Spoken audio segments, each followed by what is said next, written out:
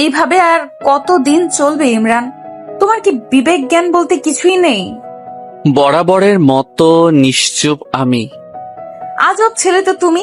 আমার প্রশ্ন কানে যাচ্ছে না তোমার নাকি? হ্যাঁ, চিৎকার শুনে আমি ভয়ে চুপসে আছি, আর পার্কের সবাই চেয়ে আছে আমাদের দিকে।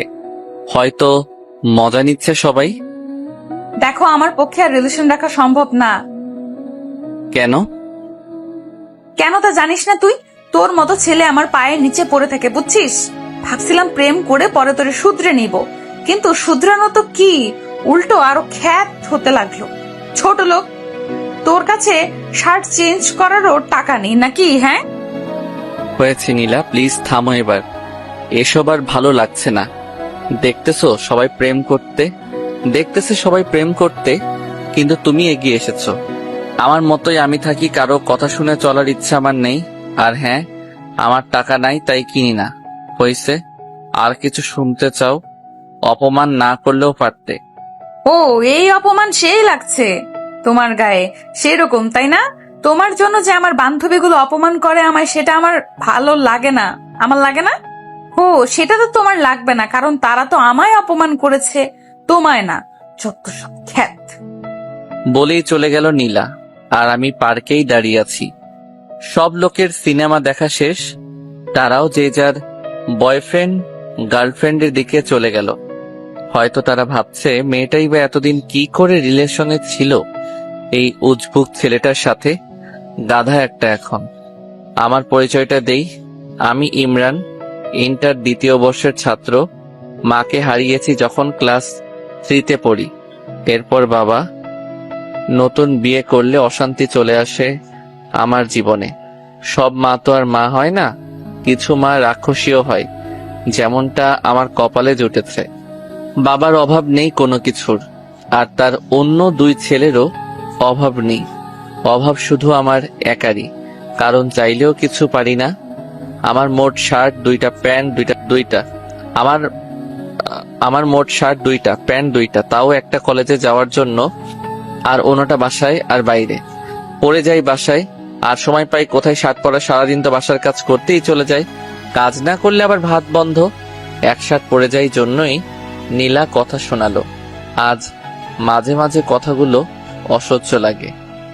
শুধু নীলা না, আরো অনেক মেয়েই বলেছে মাঝে মাঝে ইচ্ছে করে নিজেকে পাল্টাই, কিন্তু কিভাবে পাল্টাবো? আমার কাছে তো আর টাকা নেই। বাবাও মায়ের কথায় উঠে আর বসে, তাই আমার কথা আর ভাবেও না। খুব অবাক লাগে আমার, যেখানে আমি চোখের মনি ছিলাম সেখানে আজ। আসলে সময়ের সাথে মানুষগুলাও বদলে যায়। চলুন, শুরুটা কিভাবে হয়েছিল তা বলি আপনাদেরকে। এসএসসিতে রেজাল্ট ভালো করায় জেলার সরকারি কলেজে সিট পেতে সমস্যা হয়নি। মাঝে মাঝে ভয় হতো যে সেখানে সব ধনীর ছেলেমেয়েরা পড়ে, আমি কি নিজেকে মানিয়ে নিতে পারবো তাদের সাথে, নাকি পথের মাঝেই পড়ে থাকবো। তারপরও ভর্তি হয়ে যাই কলেজে। প্রথম দিন কলেজে গেলে সবাই ঘুরে ঘুরে দেখতে থাকে আমায়।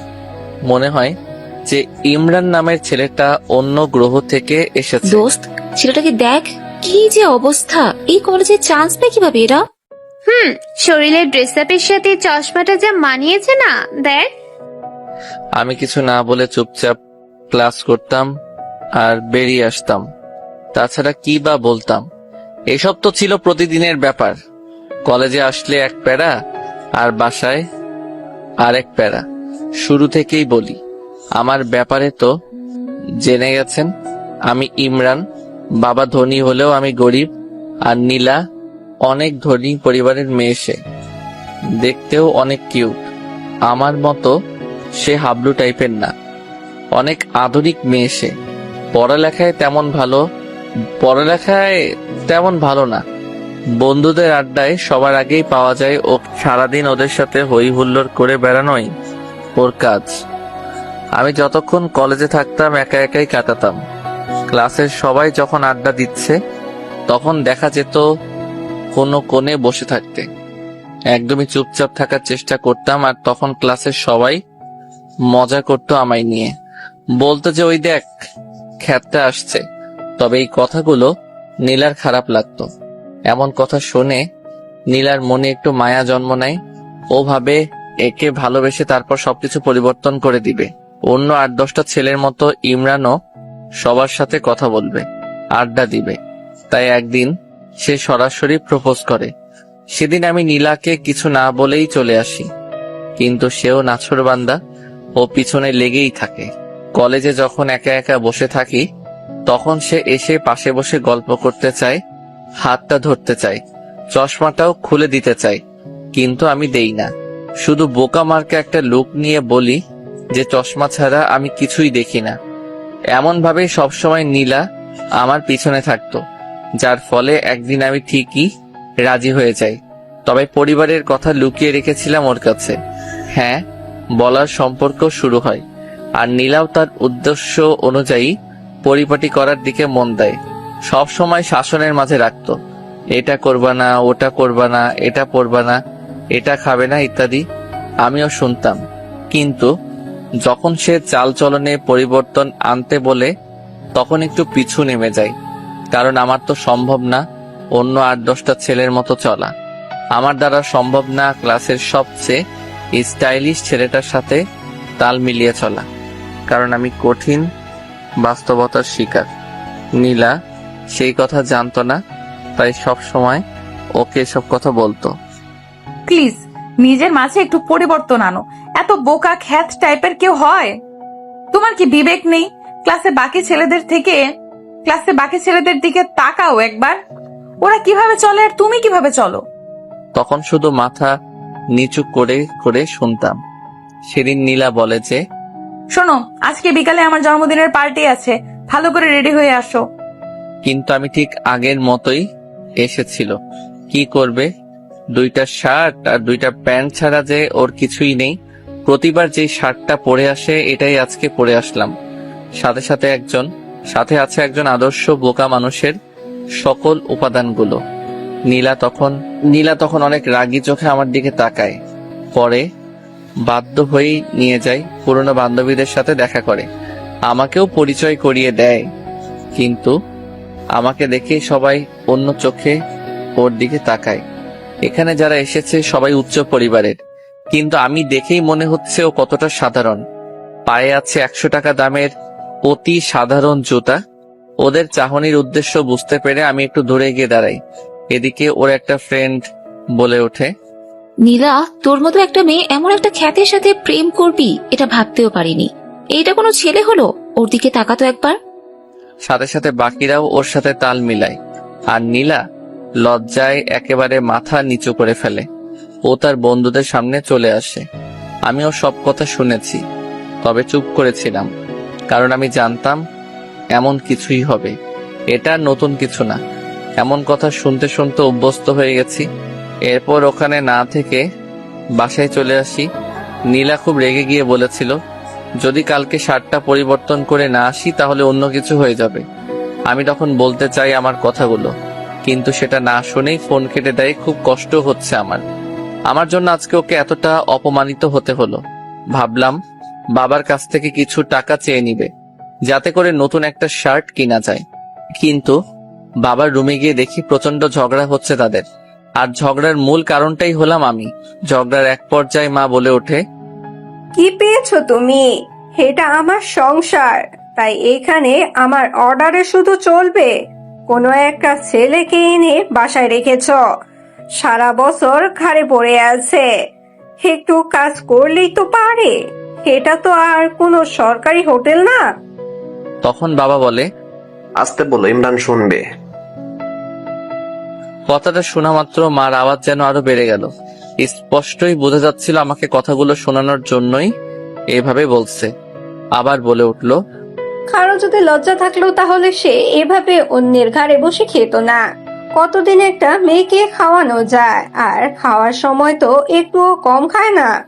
এটা ভাবে না যে এখানে দয়ার খানা খাচ্ছে সে।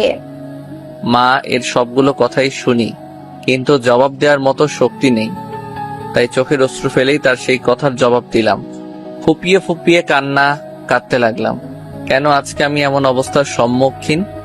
আমারও তো অনেক সুন্দর একটা পরিবার ছিল, কত সুখের ছিল পরিবারটা। বাবা মায়ের একমাত্র সন্তান ছিলাম। অঢেল সম্পত্তির মালিক ছিল বাবা, কিন্তু আচমকাই একটা অসুস্থতায় মা মারা যায়, যার ফলে আজকের এই পরিস্থিতি, আর আমি হয়ে যাই এতিম।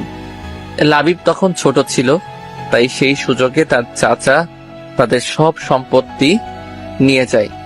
লাবিব হয়ে যায় একদম নিঃস্ব। সেদিন আর বাবার কাছে টাকা চাইতে পারিনি, যার ফলে আর কিছু কিনাও হয়নি। রাতে না খেয়েই ঘুমিয়ে পড়ি। পরদিন সকালে পকেটের 10 টাকা দিয়ে গিয়ে বাইরে নাস্তা করে নেই। দুপুরটা না খেয়ে কাটিয়ে দেই। আমি যে না খেয়ে আছি এটা আমার ঠিকই বুঝতে পেরেছে, কিন্তু একবারের জন্য খেতে বলেনি। বিকেলে নীলা ফোন দেয়। কোথায় আসবে জিজ্ঞেস করতেই বলে যে কলেজের পাশের পার্কে আসতে। অনেকটা ভয়ে ভয়ে বাসা থেকে বের হই। আমি জানি না নীলা কি করবে আমার সাথে যখন সে দেখবে আমার গায়ে সেই পুরনো শার্টটাই আছে, যখন দেখবে পায়ে সে আগের জুতাই আছে, যখন দেখবে মাথার চুলগুলো আগের মতোই এলোমেলো, তখন যে কি করবে আমার সাথে। এসব ভাবতে ভাবতে পার্কে কখন আসি বলতেই পারি না। নীলার সামনে যেতেই তার চোখ দুটো লাল করে ফেলে। ওর পুরো মুখটাই লাল হয়ে যায়, যেটা দেখে বুঝতে পারি যে নীলা প্রচন্ড রেগে গেছে। আর তখনই প্রথমে সেই কথাগুলো বলে। এভাবে আর কতদিন ইমরান? আমি আর পারছি না। কি করলাম আমি নীলা? কি করলাম মানে? আমার কথার কোনো গুরুত্ব নাই তোমার কাছে? কি বলো এসব? অবশ্যই আছে। আসলে কাজে অনেক বিজি ছিলাম, তাই আর মার্কেটে যাইনি। ভালো। টাকা আছে কি তোমার কাছে? সরি নীলা। চুপ করো। তুমি তাকাও তো একবার নিজের দিকে। কেমন দেখা যায় তোমাকে? তোমার জন্য কোনো বন্ধুদের সামনেও যেতে পারি না লজ্জায়। সবাই দেখলেই বলে যে ওই খ্যাতটার জিএফ আসছে। আমি মাথা নিচু করে রাখি শুধু। তোমার সাথে আমি আর পারছি না। আমার একটা সম্মান আছে। ভেবেছিলাম ভালোবাসার পর তুমি পরিবর্তন হবে, কিন্তু তোমার মাঝে এক ফোঁটাও পরিবর্তন আসেনি। সরি। না, আমি আর পারছি না। তোমার সাথে সবকিছু এইখানেই শেষ করলাম। এটা বলেই নীলা উঠে চলে গেল, আর আমি অশ্রু ভেজা চোখে ওর চলে যাওয়ার দিকে তাকিয়ে থাকি। এছাড়া কি বা আর করতে পারি? এই মুহূর্তে প্রচন্ড কষ্ট হচ্ছে। গাল বেয়ে বেয়ে চোখের পানি পড়ছে। আমি জানি নীলা আমার সম্পর্কে কিছুই জানে না, তাই এমন করেছে। কিন্তু সে কি করবে? তার তো কিছুই করার নেই। তারও তো মান সম্মান আছে। মনে হচ্ছে নিঃশ্বাস এখনই বন্ধ হয়ে যাবে। আস্তে আস্তে উঠে দাঁড়িয়ে সোজা চলে যাই নদীর পাড়ে। সেখানে গিয়ে বসে চোখ থেকে চশমাটা খুলে ইচ্ছা মতো কেঁদে নেই। যদি মা থাকতো, কারো দয়ার পাত্র হয়ে থাকতে হতো না, এতটা অসহায়ও থাকতে হতো না। একটু পর চোখের পানিটা মুছে আকাশের দিকে তাকাই আর চিৎকার করে বলতে থাকি, আল্লাহ, কেন তুমি এমন করলে আমার সাথে? কি দোষ করেছিলাম আমি? কেন এত কষ্ট দাও আমাকে? কেন আমার মাকে কেড়ে নিলে আমার কাছ থেকে? কেন তার আদর ভালোবাসা আমাকে পেতে দিলে না? আমার এখনো মনে পড়ে ছোটবেলায় চুল কাটাইতে চাইতাম না, জন্য মা জোর করে বাবার সাথে পাঠাই দিত। আর এখন সেই চুল কাটাতে চাইলেও টাকা নেই। ঈদের দিনে সকালে উঠে মা এসে আগে আমায় আমার গিফট দিত, কত আদর করেই না লাচ্ছা খাওয়াই দিত। আর এখন আমার সৎ ভাইদের সৎ মা খাওয়াই দেয়, ঈদের ড্রেস দেয়। আমি শুধু চেয়ে দেখি, কি আর করব, মা নেই যে। কিছুক্ষণ পর খেয়াল হলো যে অনেক রাত হয়ে গেছে, সাথে প্রচন্ড ক্ষুধা একদম সহ্য করতে পারি না, তাই বাসার দিকে এগিয়ে যাই। বাসায় আবার যে কি অপেক্ষা করছে কোনো কাজই করা হয়নি। বাসার সিদ্ধান্ত নেই, যত কিছুই বলুক কান পেতে সেগুলো শুনবো আর খেয়ে নিব। বাসায় মা বসে বসে টিভি দেখছিল, কিন্তু আমি এসে কলিং বেল বাজাতেই উনি প্রচন্ড বিরক্ত হন। প্রথমে ভেবেছিলেন ওনার স্বামী এসেছে, কিন্তু দরজা খুলে যখন দেখেন আমি দাঁড়িয়ে আছি, তখন ওনার রক্ত গরম হয়ে যায়। প্রচন্ড রেগে কথা বলে, থাকিস কই? এত রাতে কেউ বাসায় আসে? এটা কি নিজের বাসা পাইছস? থাকছস অন্যের বাসায়, লজ্জা করে না? আবার এত রাত করে বাসায় ফিরস? চুপ করে এই কথাগুলো শুনতে থাকি। কিছুই বলার নেই। রুমে এসে কিছুক্ষণ শুয়ে থাকি, তারপর ক্ষুধার জ্বালায় মায়ের সামনে যাই। ওনার সামনে গিয়ে দাঁড়াতেই উনি রাগী চোখে তাকায়। একটু ভয় পেলেও বাধ্য হয়ে বলি যে, মা, খাওয়ার মতো কিছু আছে? খুব ক্ষুধা লেগেছে। এই পাইছস কি তুই? হ্যাঁ, তোর খাওয়া দেখে মনে হচ্ছে না তোর মা এখানে কোনো হোটেল দিয়ে রাখছে। বিনা পয়সায় তো 15 বছর পার করলি, আর কতদিন খাবি অন্যের ঘাড়ে? মা, আমি একটা চাকরি পাই, তারপর আপনাদের সব টাকা শোধ করে দেব। প্লিজ এখন আমাকে কিছু খেতে দিন, খুব ক্ষুধা লেগে আছে। আমার ঠেকা পড়ে নাই তোকে খাওয়ানোর। আচ্ছা, তোর কি কোনো বিবেক নাই? মানুষের তো একটু লজ্জাও থাকে, তোর কি সেটাও নেই? মাথা নিচু করে রাখি। একটু পর মা উঠে গিয়ে কতগুলো শুকনা মুড়ি এনে দেয় আর বলে, এই নে দয়ার খানা, তোর কাছে হাত জোর করে বলি, দূর হ তুই। এত আপদ ভালো লাগে না আর। উফ, হাল্লা বাঁচাও। ততক্ষণে চোখ থেকে অশ্রু পড়া শুরু করেছে। খাওয়ার ইচ্ছেটাই চলে গেছে, না খেয়ে রুমে চলে আসে আর প্রচন্ড কান্না করি। তবে সেটার কোনো শব্দ নেই, সিদ্ধান্ত নেই যে আর থাকবে না এখানে। জানিও না কোথায় যাব, তবে এটা নিয়ে ভাবিও না। খাতা কলম নিয়ে বসে যাই। উদ্দেশ্য বাবাকে একটা চিঠি লেখা। চিঠি লেখা শুরু করে দিলাম। আব্বু, কেমন আছো? নিশ্চয়ই অনেক ভালো আছো, তাই না? জানো, আমিও অনেক ভালো আছি। প্রতিদিন সকালে মা নামক পাষণ্ড মানুষটা আমাকে অনেক আদর করে, কতগুলো বকা দেয়। প্রতিবার খাওয়ার সময় কত সুন্দর করে আমাকে বিভিন্ন কথা বলে।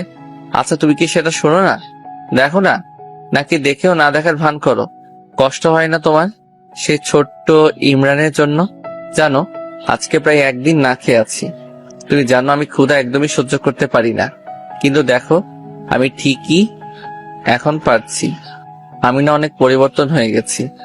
এখন আর কাঁদি না, কাউকে জড়িয়েও ধরি না, শুধু চুপচাপ থাকি আর ভাবি, হয়তো মা থাকলে আমার সাথে কখনো এমন হতো না। কোথায় হারিয়ে গেলে? অনেক ভালোবাসি তোমাকে, সত্যি অনেক ভালোবাসি। ইতি, তোমাদের আদরের সন্তান। এরপর ছাদে চলে যাই। তারপর কিছুক্ষণ আকাশের দিকে চেয়ে থাকি। তারপর এসেই সবকিছু গুছিয়ে নেই। খাতা কলমটা এখনো ব্যাগে নেওয়া হয়নি। ওটার দিকে চোখ পড়তেই নীলার কথা মনে পড়ে যায়। কত ভালোবাসতাম তাকে, বাঁচার স্বপ্ন দেখেছিলাম তাকে নিয়ে, কিন্তু সেও ছেড়ে চলে গেছে। নীলার সত্যটা জানা দরকার, তাই নীলার জন্যেও একটা চিঠি লেখা শুরু করে দিলাম। নীলা, হয়তো ভালো আছো, ভালো তো থাকবেই। তোমার জীবন থেকে একটা বাধা দূর হয়েছে যে। আসলে আমি জানতাম না তুমি কি দেখে আমাকে ভালোবেসেছিলে, তাই তো তোমার কথায় রাজি হচ্ছিলাম না। কিন্তু যখন তুমি বারবার এসে আমাকে বলতে লাগলে, তখন কেন যেন আমার মনে হলো তুমি সত্যি ভালোবাসো আমাকে। তাই হ্যাঁ বলে দিয়েছিলাম।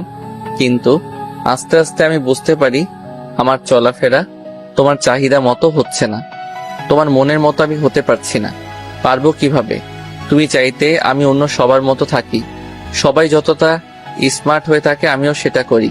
কিন্তু একটা কি জানো, আমার দ্বারা সেটা সম্ভব ছিল না। কারণ সেই ছোটবেলাতেই আমি আমার মাকে হারিয়েছি, তারপর এলাকার অনেক কষ্টে এতটুকু আসতে পেরেছি। এখানে সৎ মায়ের কাছে থাকতাম, যার বিনিময়ে আমাকে প্রতিনিয়ত অপমানিত হতে হতো। জানো, শার্ট কেনার মতো আমার সেই অবস্থা ছিল না, না হয়তো আমি অবশ্যই কিনতাম। কে না চাই তার প্রিয় মানুষের মনের মতো হতে বলো? আমি চলে যাচ্ছি দূরে, অনেক দূরে। জানি না কোথায় যাব, কিন্তু কথা দিচ্ছি আর তোমার সামনে আসবো না। ভালো থেকো। এটা নিয়ে বাসা থেকে বের হয়ে যাই। আসার সময় মাকে বলে আসি যে যদি কিছু করে থাকি তাহলে ক্ষমা করে দিতে। আমি হয়ে যাওয়ার পর মার মুখে বিশ্বজয়ের হাসি ফুটে উঠেছিল। চিঠিটা নিয়ে সোজা নীলাদের বাসায় চলে আসি। দারোয়ানকে চিঠিটা নীলাকে দিয়ে দেওয়ার জন্য বলি, তারপরে সামনের দিকে পা বাড়াই। ইমরান জানে না সে কোথায় যাচ্ছে। লেখক সেখানে থমকে দাঁড়ায়, দু চোখ দিয়ে শুধু দেখতে থাকে ইমরান এগিয়ে যাচ্ছে সম্মুখে, গন্তব্যহীন পথে। তার সাথী হিসেবে আছে হাজারো অব্যক্ত কথা আর বুক চিরে দেওয়ার মতো কষ্ট। একটা সময় ইমরান মিলিয়ে যায় রাতের অন্ধকারে, আর দেখা যায় তাকে। চশমা পরা বোকা ছেলেটা ফেরেনি আর। দারোয়ান নীলাকে ঠিকই চিঠিটা দিয়েছিল। নীলা চিঠিটা পড়া মাত্রই চিৎকার করে কেঁদে ওঠে। সে কান্না করতে করতে বাসা থেকে বের হয়েছিল ইমরানকে খুঁজতে, কিন্তু ততক্ষণে নীলা বড্ড দেরি করে ফেলেছে। খুঁজে পায়নি কোথাও চশমা পরা বোকা ছেলেটাকে। নীলা পুরো শহর খুঁজে বেড়াচ্ছে ইমরানকে। ফেসবুকে বিভিন্ন গ্রুপে ছবি দিয়ে পোস্ট করেছে, কিন্তু তাতেও কিছু হয়নি। মাঝে মাঝে ভাবে যে ইমরান আছে কি পৃথিবীতে। না, ইমরান যেতে পারে না। ঠিক এই বিশ্বাসটা নিয়েই খুঁজতে থাকি ইমরানকে। কিন্তু এই পৃথিবীতে এত মানুষের ভিড়ে কাউকে খুঁজে পাওয়া কি এতটাই সোজা? এভাবেই চলতে থাকে দিন। আর দেখতে দেখতে পরীক্ষাও চলে আসে। নীলা ভাবে ইমরান হয়তো এইচএসসি পরীক্ষা মিস করবে না, তাই সে প্রতিটা দিন সবার আগে এক্সাম হলে চলে যায়। কিন্তু এতেও কোনো কাজ হয়নি। যে চলে যায় সে একেবারেই চলে যায়, ফেরার জন্য হয়তো চলে যায় না, এরই মধ্যে ঘটে যায় অন্য এক কাণ্ড। ফেসবুকে হঠাৎ মেসেজ রিকোয়েস্ট চেক করতে ইচ্ছে হলো নীলার। মেয়ে মানুষ তো অনেক মেসেজ রিকোয়েস্ট আসে, কিন্তু কখনো তা চেক করে না। আজ কেন জানি ইচ্ছে হলো চেক করতে। চেক করার এক পর্যায়ে একটা মেসেজ দেখিয়ে নীলার চোখ আটকে যায় সেখানে। আজ থেকে 3 মাস আগের মেসেজ এটা। হ্যালো, আপনি যে ছেলেটার পিক গ্রুপে দিয়েছেন তার মতো কাউকে আমি সিলেটে দেখেছি। হোয়াট? সিলেট? ভাইয়া আপনি কোথায় এখন? প্লিজ একটু তাড়াতাড়ি বলেন না। হ্যালো ভাইয়া, আপনি কি লাইনে আছেন? অপরদিকে কোনো রেসপন্স আর আসে না। হতে পারে আইডির মানুষটা আর ফেসবুক চালায় না। আম্মু, আম্মু। কি হয়েছে মা? মা, আমি সিলেট যাব। এরপর সব খুলে বলে তার মাকে। তা তোর বাবাকে কি বলবি? তুমি ম্যানেজ করো না প্লিজ। ওকে দেখি। আচ্ছা চল একটা প্ল্যান করি। কি প্ল্যান আম্মু? শোন, ওখানে গিয়ে তোর খালার বাসায় উঠবি। তারপর তোর বাবাকে বলবি আমি এখান থেকে অ্যাডমিশন কোচিং করব। তানহা আছে, ওখানে একসাথে যাওয়া আসা করবি। বেশ হবে, তাই না? হোয়াট আইডিয়া আম্মু, love you. I love you too my sweet মামনি। আসলে নীলা আর ওর মায়ের সম্পর্কটা অত্যন্ত মধুর। অনেক মেয়েরই মায়ের সাথে এরকম ভাব থাকে। আপনাদের কারো এরকম মা থাকলে অবশ্যই বলবেন কমেন্টে। এরপর প্ল্যান অনুযায়ী চলে যায় সিলেট। সেখানে তার ছোট মামুনি, খালু আর তার সমবয়সী এক বোন যার নাম তানহা আছে। বাসে উঠলে পরের দিন গিয়ে বাস স্টপে নামে। এরপর তার বোন নিতে আসলে তার সাথে চলে যায়। হ্যালো মামুনি, কেমন আছো? আমি ভালো মা, তুই? মামুনি, তুমি কিন্তু আরো মোটু হইছো। সে কথা বলিও না, বসে বসে শুধু গিললেই হবে। কি বললা তুমি? আমি গেলি আর তুমি বসে থাকো মনে হয়? দিন দিন ডায়েট কন্ট্রোলে না রেখে বাড়াচ্ছে, আর আমাকে বলতে আসছে এখন। নীলা চল, উপরে এতে ঝগড়া থামবে না এখন। দেখলি আমি এসেই বাজায় দিলাম ঝগড়া। এখন দেখবি আরো কত ঝগড়া লাগে। রাতে দুইজনকে ঝগড়া শেখাবো। আল্লাহ গো, তুই পারিস নীলা। ওই, আমি না পারলে কি তুই পারবি? আচ্ছা বল, এখন হঠাৎ তোর জেলার কোচিং বাদ দিয়ে এখানে কারণটা কি? কোনো কারণ নাই, এমনিতেই তোর সাথে থাকবো তাই। ওই দেখ, আমার সামনে কোনো রকম চালাকি চলবে না, সত্যি করে বল। ইমরানের কথা বলছি না তোকে? ওই খ্যাতটা তো কি করছে হাদারাম? ওকে সেদিন অনেক অপমান করি জন্মদিনে। তারপর থেকে অনেক খুঁজেছি আর পাইনি, এই চিঠিটা পাইছি শুধু। এরপর তানহা চিঠিটা পড়ে সেও নিজেকে আর সামলাতে পারে না। নীলা, একটা মা কিভাবে এরকম হতে পারে? এরা মা না অন্য কিছু? বাদ দে, আমাদের কাজ ওকে খুঁজে বের করা। তাই করতে হবে। পর কোচিং, বাসা, শহর সব জায়গা খুঁজেছে, কিন্তু কপাল খারাপ, কোথাও পায়নি সেই আইডি থেকে কোনো সিগন্যাল। এদিকে আস্তে আস্তে দিনও যেতে থাকে। ভর্তি পরীক্ষা, অনার্স সব শেষ। ইমরানের কথা মনে করতে করতে যে কিভাবে 4টা বছর কেটে গেল নীলার জীবন থেকে। মাঝে মাঝে এইসব মনে করে অনেক হাসি পায়। নীলা এতদিন যে খোঁজেনি তা কিন্তু না। প্রতিটা দিন যেখানে গেছে সেখানেই খুঁজে বেরিয়েছে, কিন্তু পায়নি। দেশের প্রায় সব জায়গায় খুঁজেছে নীলা। মাঝে মাঝে ভাবে যে সামান্য দেশের মানুষগুলোর মাঝে নিজের ভালোবাসাকে খুঁজে পাচ্ছে না। তাহলে কি ভালোবাসলো সে? নীলা, মা ওর তাড়াতাড়ি, আজ তোর ইন্টারভিউ না? আজ নীলা জবের ইন্টারভিউ দিতে যাচ্ছে। জীবনে যাই হোক, কখনো পড়াশোনার সামনে মাথা নত করেনি, তাই আজ এই জায়গায় এসে দাঁড়িয়েছে। হ্যাঁ আম্মু, উঠতেছি। আয় নাস্তা খেয়ে নে। উফ আম্মু, সকালে ডিম খেয়ে গেল, ইন্টারভিউ ডিম পাবো। চুপচাপ খেয়ে নে। ওকে ওকে। আম্মু, আম্মু, গেলাম আমি। বাবা কোথায়? এই যে আমি এসে গেছি। চললাম, বাই। ওকে, সাবধানে যাস। ওকে। পর তানহাকে ফোন দেয় নীলা। হ্যালো, কই তুই? এই তো বের হলাম, তুই কোথায়? আমিও বার হইছি। ওকে আয়। এরপর তারা তাদের গন্তব্যে ফিরে ওয়েটিং রুমে বসে অপেক্ষা করছে। একটু পর তানহা ডাক এলো। সে নীলাকে রেখে চলে গেল ভেতরে, আর 15 মিনিট পর ফিরে এলো। কি হইল ভেতরে? চাকরির কি হইলো জানি না, তবে ক্রাশ খাইছি রে। হইছে থাম, তোর বয়ফ্রেন্ড জানলে আত্মহত্যা করবে, এমনিতেই যে ঢঙ্গি সে। ওই আমার বিএফ কে নিয়ে বাজে বলবি না, আর যাই বলিস অফিসের বস দেখতে সেই। এই অফিসে কাজ করতে পারলে জীবন ধন্য হবে যে। হইছে হইছে থাম, আমার সিরিয়াল আসছে, আমিও গিয়ে দেখে আসি তোর ক্রাশকে। আসবো স্যার? জি আসেন। ভেতরে গিয়ে নীলাও ক্রাশ খেয়ে যেন কথা বলার ভাষা হারিয়ে ফেলেছে সে।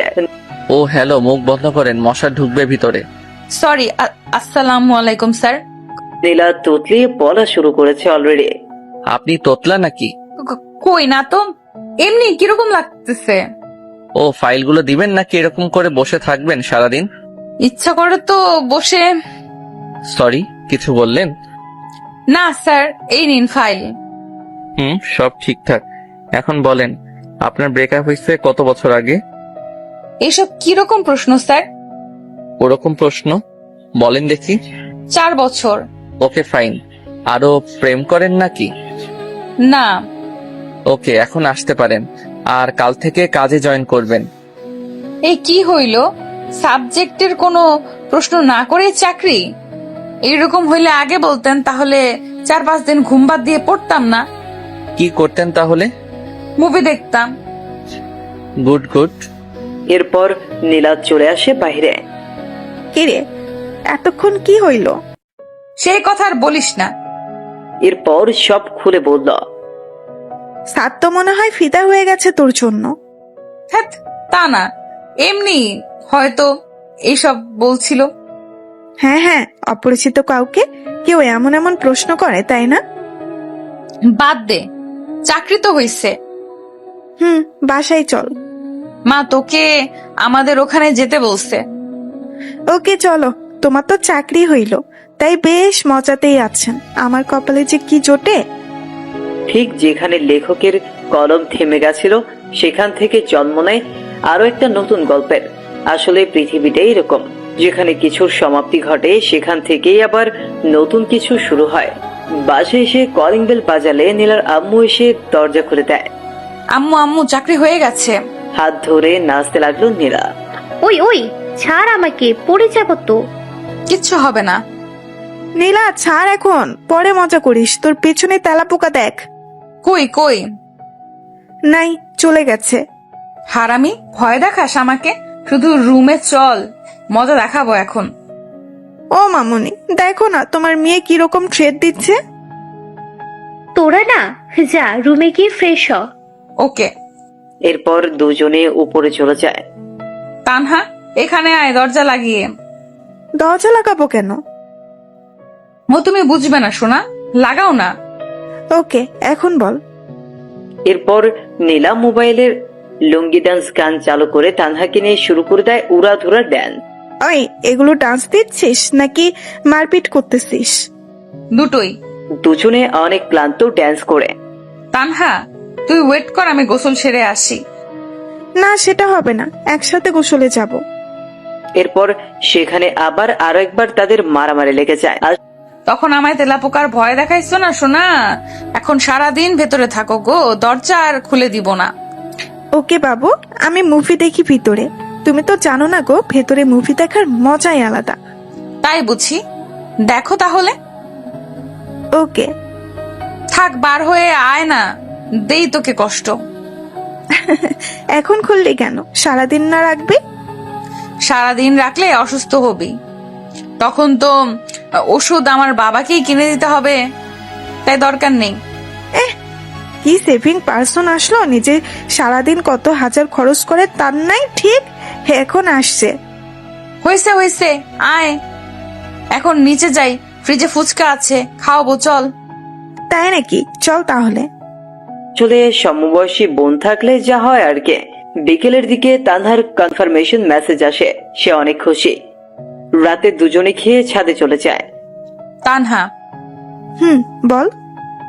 জানিস, দিনগুলো না সুন্দর হাসি ঠাট্টা তামাশা ফাজলামিতে কেটে যায়, কিন্তু রাত হলেই আর থাকতে পারি না, খুব মনে পড়ে যায়।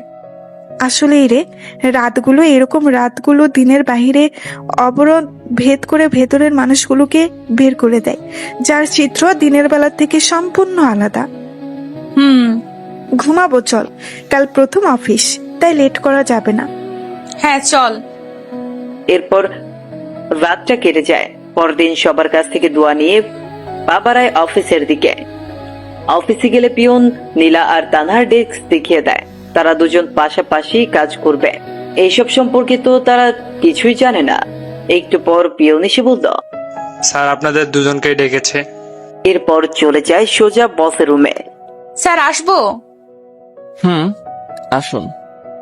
তা মিস নীলা অ্যান্ড তানহা, কেমন লাগছে নতুন অফিস? বেশ ভালোই। আর বস তো আরো ভালো। তাই নাকি? তো কি দেখলেন ভালোর? এই তো পুরাই ক্রাশ।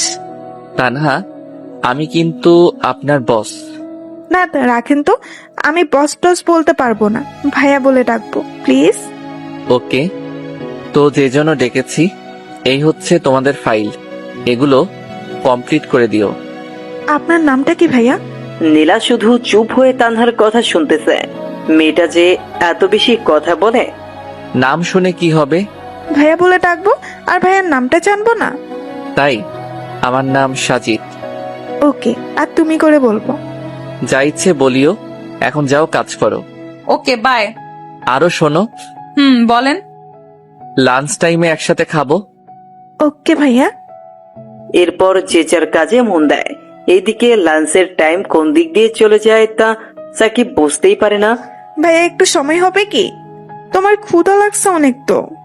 ও সরি, আমার তো মনেই নেই, তো তোমরা আগে মনে করে দিবা না? আপনি যে মনোযোগ দিয়ে কাজ করতেছেন, কিভাবে ডিস্টার্ব দেই বলেন? ওকে, চলো এখন। এরপর লাঞ্চ শেষ করে আবার সবাই যে যার কাজে চলে যায়। অফিস টাইম শেষ হলে বাসায় চলে যায় সবাই। আমজাদ চাচা সবার বাসায় তাদের জন্য কেউ না কেউ অপেক্ষায় থাকে তাদের জন্য, তাই তারা অফিস ছুটি হলে চলে যায়। কিন্তু আমার বাসায় তেমন কেউ নেই। তাছাড়া ওরা যে টাইম দেয়, আমিও যদি তাই করি তাহলে তো ওদের আর আমার মাঝে কোনো পার্থক্য থাকবে না। চাচা, আপনি চলে যান, আমি কাজ শেষ করে চলে যাব। ওকে ঠিক আছে। এরপর সাজিদ কাজ শেষ করে সোজা চলে যায় পার্কের দিকে। সেখানে কিছু এতিম ছেলে মেয়ে আছে, তাদের সাথে গল্প করে। রাতের খাবার খেয়ে বাসায় যায়। এভাবেই দিন চলে যায় ইমরানের। দেখলি বসকে কিরকম হাতে করে নিলাম একদিনে। দেখলাম, ট্যালেন্ট আছে তোর, আর তাই তো ওরকম ঢ্যাঁড়সের মতো বিএফ জোটাইছিস। আরে ওটার কথা বাদ দে তো, ও থাকাও যে না থাকাও সে।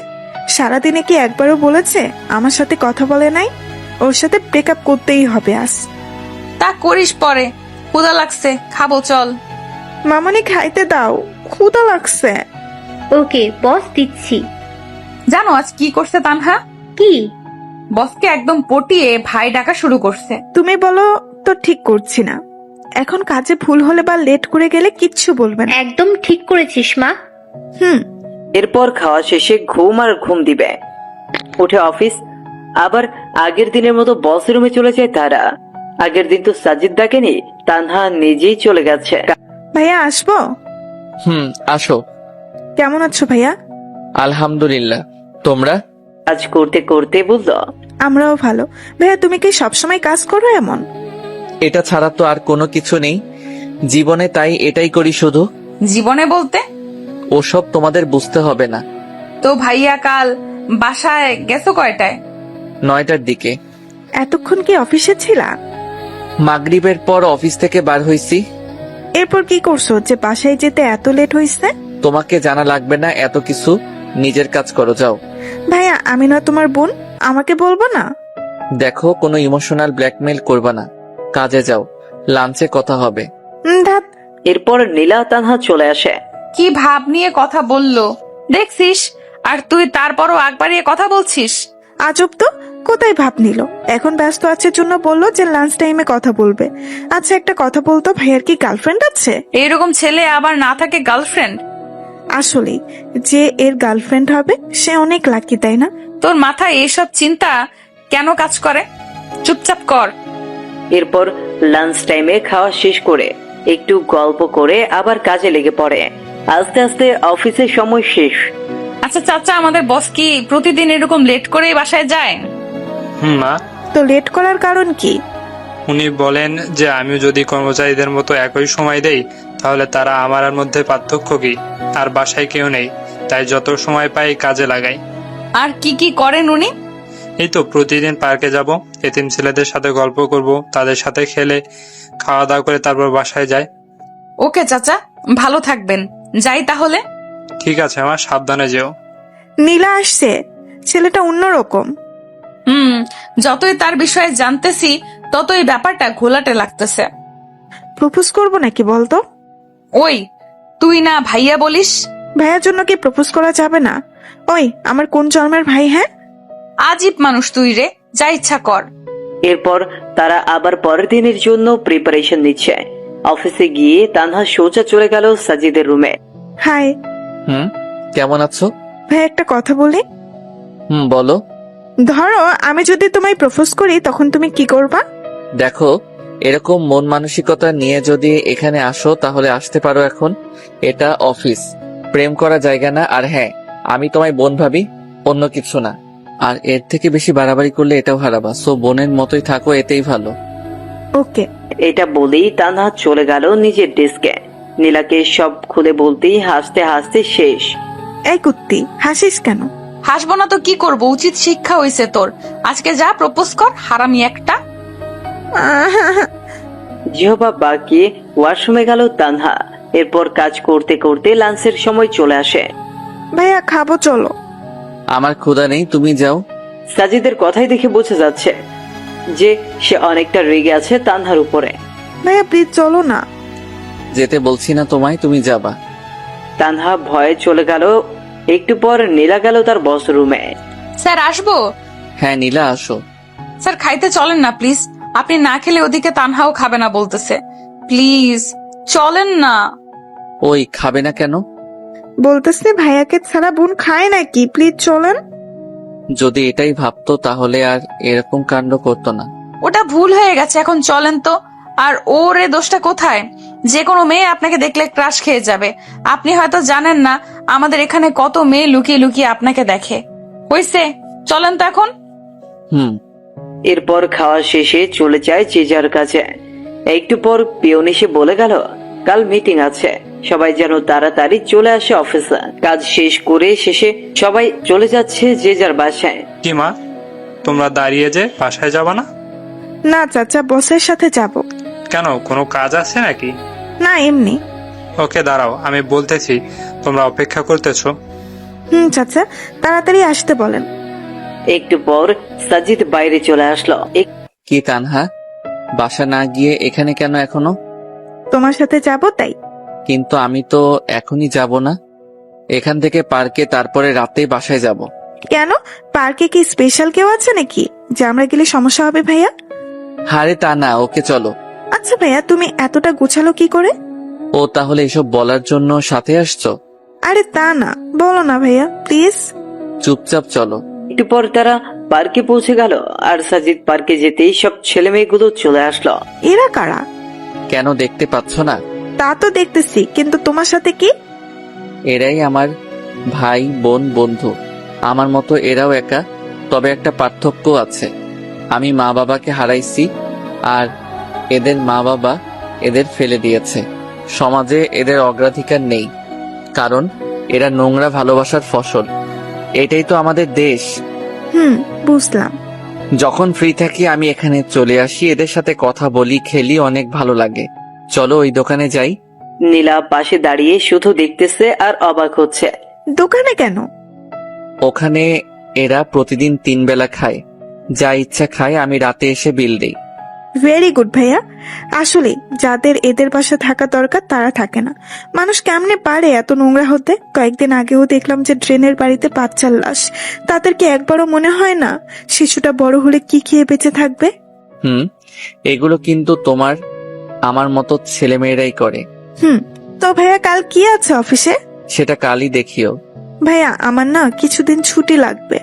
শুধু তোমার, এই ম্যাডামের লাগবে না? স্যার, আমারও লাগবে। তো এরকম স্ট্যাচু হয়ে আছেন কেন? মনে মনে কোনো একজনকে খুঁজে বেড়াচ্ছি তাই। ও তাই? তো কে, বয়ফ্রেন্ড নাকি? তো কতদিন থেকে খুঁজতেছেন? প্রায় 6 বছর। ও মাই গড, এতদিন ধরে খুঁজেও পাননি।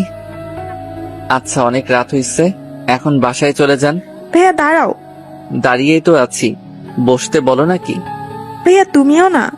নাও এটা তোমার। কি এটা? আর কিসের জন্য? খুলে দেখিও পরে, আর বোনের তরফ থেকে ছোট্ট একটা গিফট। ওকে। এরপর যে যার বাসার দিকে চলে গেল। বেশ ভালোই লাগছিল, কিন্তু হেঁটে, তাই না? ছেলেটার কাজগুলো দেখলে আরো আশ্চর্য হয়ে যায়। এরপর তারাও বাসায় চলে আসে। ও আম্মু, আজ কি হয়েছে জানো? কি? তানহা প্রপোজ করছে বসকে। তারপর? তারপর আর কি, দিল কথা শোনায়।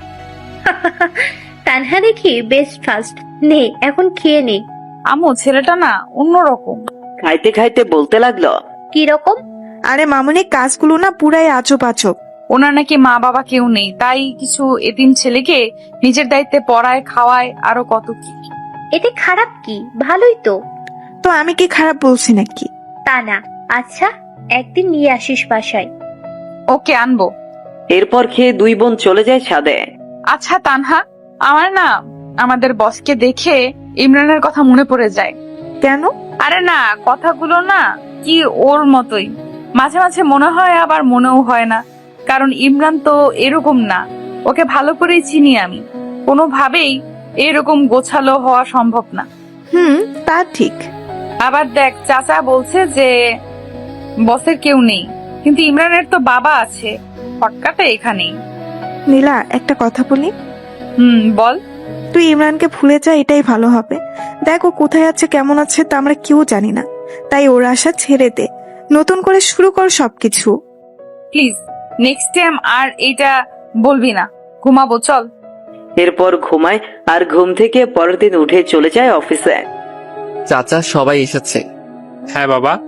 সবাইকে কনফারেন্স রুমে যেতে বলেন, আমি আসতেছি একটু পর। একটু পর সবাই চলে আসলো। Hello guys, attention please. কাজ তো অনেক হলো, এবার একটা আনন্দ মজা করার দরকার। তাই ঠিক করছে, আগামী বুধবার আমরা ঘুরতে যাব বান্দরবনে। কি তোমরা প্রস্তুত তো? Yes sir. So guys, let's enjoy. আর আশা করি এখনো 2 দিন বাকি আছে। এই 2 দিন সবাই সবার কাজগুলো সেরে ফেলবেন, আর বুধবার ঠিক 7টায় অফিসে চলে আসবেন। ওকে। সবাই সবার কাজে চলে গেল। নীলা দেখ, স্যারের ফিলিংস আছে, বলতে হবে। ঠিক বলছিস। দাঁড়া, বসের রুম থেকে আসতেছি। ওখানে কেন আবার? আহা, ওয়েট কর না। ভাইয়া, আসবো? আসো। একটা রিকোয়েস্ট রাখবা প্লিজ? কি বলো আগে, তারপর ভেবে দেখবো। ঘুরতে যাওয়ার সময় আমার পাশে বসতে হবে, প্লিজ প্লিজ প্লিজ। ওকে, যদি সকলের সিট আগে ফিল আপ হয় তো বসবো, বাট সিট কম পড়লে সরি। ওকে, থ্যাঙ্কস। কি হইল রে ভেতরে? কি আর হবে, স্যারকে পাশে বসানোর টিকিট নিলাম। গুড। এইভাবে আস্তে আস্তে যাওয়ার দিন চলে আসে। সবাই যথাসময় পৌঁছে যায়। তানহা, সামনে দেখ। কি রে, সামনে?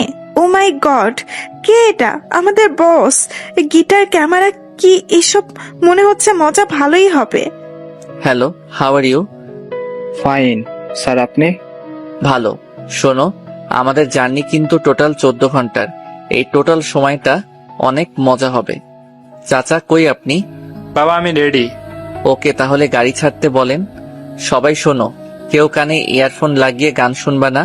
মোবাইলের গান তো প্রতিদিনই শুনি, আজ না হয় অন্যের খালি গলায় শুনবো। যার যে গান শুনতে ইচ্ছা করবে, আর এখানে যার গলায় শুনতে ইচ্ছা করবে বলবা আমাকে। সে গান না পেলেও ওই গানের নিম্ন 6 লাইন গাইতে হবে। ক্লিয়ার সবার? তো আগে আমি শুরু করছি একটা গান দিয়ে, এরপর তোমরা শুরু করবা। কার কি গান আর কার কাছ থেকে শুনবা? ওকে। এরপর সাজিদ আস্তে করে গিটার হাতে নিয়ে সুন্দর একটা সুর তুলে বলতে শুরু করলো। চোখে চোখ রেখে বসে আছি এভাবে, দেখো না কি তুমি আমার মনে যে কে, আমার চোখে কি দেখোনি? মনের কথা কি বোঝনি? তবু একবার দেই বলে ভালোবাসি তোমাকে, আবারও বলছি তোমাকে বেসেছি আমি ভালো। এইভাবে সম্পূর্ণটাই শেষ করলো। আর একটা হবে। আরে না, এখন আমি রিকোয়েস্ট করবো আমাদের চাচাকে একটা গান বলতে। চাচা আজ না করতে পারবেন না। ইয়াহু। চাচা শুরু করেন। এরপর চাচা শুরু করলো মাইলসে ফিরিয়ে দাও গান। কি চাচা, কাকে বলতেছেন এই বয়সে প্রেম ফিরিয়ে দিতে? সবাই তো হাসতে হাসতে শেষ। কই কাউকে না তো। আমি গান বললাম আমি। বুঝছি চাচা, এই বয়সে কাকে মন দিলেন? স্যার, আমাদের সকলের একটা প্রশ্ন আছে। কি প্রশ্ন? আপনি কিভাবে এই কম বয়সে একটা কোম্পানির মালিক হলেন? মানে আপনার জীবনী নিয়ে জানতে চাই। ওটা শেষে বলবো, এখন গানের পর্বটা শেষ হোক। এই তানহা শোন, নীলা তানহার কানে কানে বলতেছে, কি বল? যে গানটা স্যার বললো সেটা ইমরানের খুব ফেভারিট। আমাকে সে অনেকবার শুনিয়েছে, কিন্তু ইমরান গিটার বাজাতে জানে না। তোর ওসব কথা রেখে সামনে তাকা। স্যার প্লিজ এখন বলেন না আপনার জীবন সম্পর্কে। খুব জানতে ইচ্ছে করে যে মানুষটা কিভাবে এতটা গোছালো হতে পারে। আসলে এসবের পিছনে আমার গার্লফ্রেন্ডের অবদান। তার সাথে দেখা হলে একটা ধন্যবাদ দিব, তার করা অপমানগুলোই জেদ হয়, আর আমি সামনে এগিয়ে যাই। কত যে কষ্ট করতে হয়েছে এই জায়গায় আসতে, সেটা আল্লাহ আর আমি জানি। বাদ দাও ওসব, বাকিটা পরে। ওমা গো, গার্লফ্রেন্ডের হাত তো ভাইয়া এখনো আছে কি? নেই, তবে চোখ বন্ধ করলেই দেখতে পাই। তো এখন আমার প্রশ্ন নীলার কাছে। আজ সে তার ব্রেকআপের গল্প বলবে, এরপর মিস্টার খালিদ আপনি রেডি থাকবেন। আপনাকে এমন কিছু বলতে হবে যেন সবাই হাসে। আসলে আমার বিএফের নাম ইমরান। নিজেই একদিন ভুল করেছি আর সে চলে গেছে। কি ভুল করেছিলেন? অপমান করেছিলাম। এরপর 6 বছর ধরে খুঁজতেছি, কিন্তু পাচ্ছি না। বাবা, এত ভালোবাসা তার জন্য? যদি ফিরে আসে এখন, তো কি করবেন? 2 গালে থাপ্পড় দিব। কেন? আমাকে এত কষ্ট দেওয়ার শাস্তি পাবে না। এত রাগ তার উপর? তো খালিদ সাহেব, এখন তো আপনার পালা। স্যার একটু সময় দেন, ঠিক করে নেই কোনটা বলবো। ওকে 1 ঘন্টা বিরতি দিলাম। চাচা খাবার দেন সবাইকে। এরপর সাজিদ গিয়ে সোজা তার সিটে বসে পড়ল, মানে তানহার পাশের চেয়ারে। ভাইয়া তোমাকে কিন্তু সেই লাগছে আজ। তাই? তোমরা 2 জনও কম না কিন্তু। খাওয়া শেষে সবাই রেস্ট নিচ্ছে আর সাজিদ এক ধ্যানে বাইরে তাকাচ্ছে। স্যার বাইরে কি দেখেন? কিছু না, এমনি শহরটা দেখি। আপনার রিলেশনের কথা কিন্তু জানতে পারিনি এখনো। সেই মেয়েকে দেখতে ইচ্ছে করে যে কিনা আপনার মতো কাউকে পেয়েও অপমান করেছে। হইছে, আর দেখতে হবে না। খালিদ সাহেব শুরু করেন না। সবাই দেখেন না কিরকম গোমরা মুখ করে বসে আছে। আমি যেটা বলবো সেটা শুনে কেউ হাসতে হাসতে অজ্ঞান হলে কিন্তু আমার কোনো দোষ নেই স্যার। কি যে বলি কিছুই বুঝতেছি না। কিছু একটা বলেন স্যার। খালিদ সাহেবের ক্রাশ মিস সীমা। আচ্ছা তাহলে শুরু করি। গ্রামের পরিবেশ কিরকম সেটা আশা করি সবাই জানে। গ্রামে সব মানুষের ঘরে টয়লেট থাকে না, তাই যাদের টয়লেট থাকে না তারা তাদের কাজ সারার জন্য আসলে বাসবাড়িকে বেছে নেয়। এর মধ্যে কিছু মানুষ আছে যারা আবার নিচে কাজ চালাতে পারে না। কাজ চালানোর জন্য তারা বিভিন্ন গাছের উপরে ওঠে। তো এক লোকের অভ্যাস হচ্ছে যে গাছে উঠে সিগারেট খাওয়া প্লাস টয়লেট সারা। প্রতিদিনের মতো সেদিন বাসবাড়িতে গেলে সেদিন এক অন্যরকম কিছু ঘটে। কিরকম? সবাই আগ্রহ নিয়ে শুনতেছে আসলে কি হতে চলেছে। সেদিন তিনি চারপাশ দেখে সুন্দর গাছে উঠে গেল, তারপর আস্তে আস্তে সিগারেটের টান আর কাজ শুরু করে দিল। এদিকে এক বৃদ্ধ আবার নিচে এসে বসে পড়েছে। উপরে যে একজন আছে তার লক্ষ্যই করেনি। এদিকে উপরের জন্য নিচের জনকে দেখে নাই, তাই যে যার মতো কাজ করতেছে। উপরের জন তখনও শুরু করতে পারে নাই, তাই জোরে চাপ দিয়ে গাছ নাড়া শুরু করেছে। এটা আবার নিচের জন দেখে উপরে যেই তাকাইছে ঠিক সময়ই জিনিসের সাথে তার মুখে চোখু।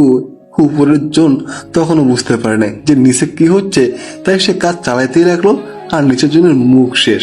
কোন রকমের নিচের জন মুখ তুলে বলল, ওই থামবো নাকি লাঠি দিয়ে গাছে উঠবো। এটা শুনে উপরের জন নিচে তাকায় দেখে যা কাজ এতক্ষণ সেরে ফেলেছে সে আর কে পায়। তাকে 1 লাফ দিয়ে গাছ থেকে লাফ দিয়ে দেবো। আর নিচের জন বলতেছে, হারামজাদা কি খাস তুই, এত টক আর কি গন্ধ। গাছে উঠে তোর টয়লেটের দৃশ্য আবার এক ভাই দূর থেকে ওপ্পো মোবাইল দিয়ে ভিডিও করছে।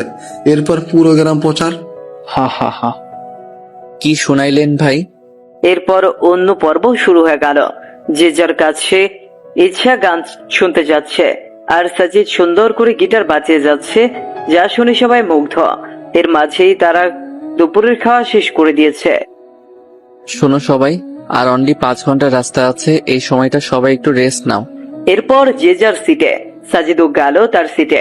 একদিকে 3 সিট হওয়ায় সাজিদ, নীলা, তানহা 3 জন একসাথেই সাজিদের পাশে নীলা জানলার পাশে বসে সাজিদ বাইরের শহর দেখতেছে সে।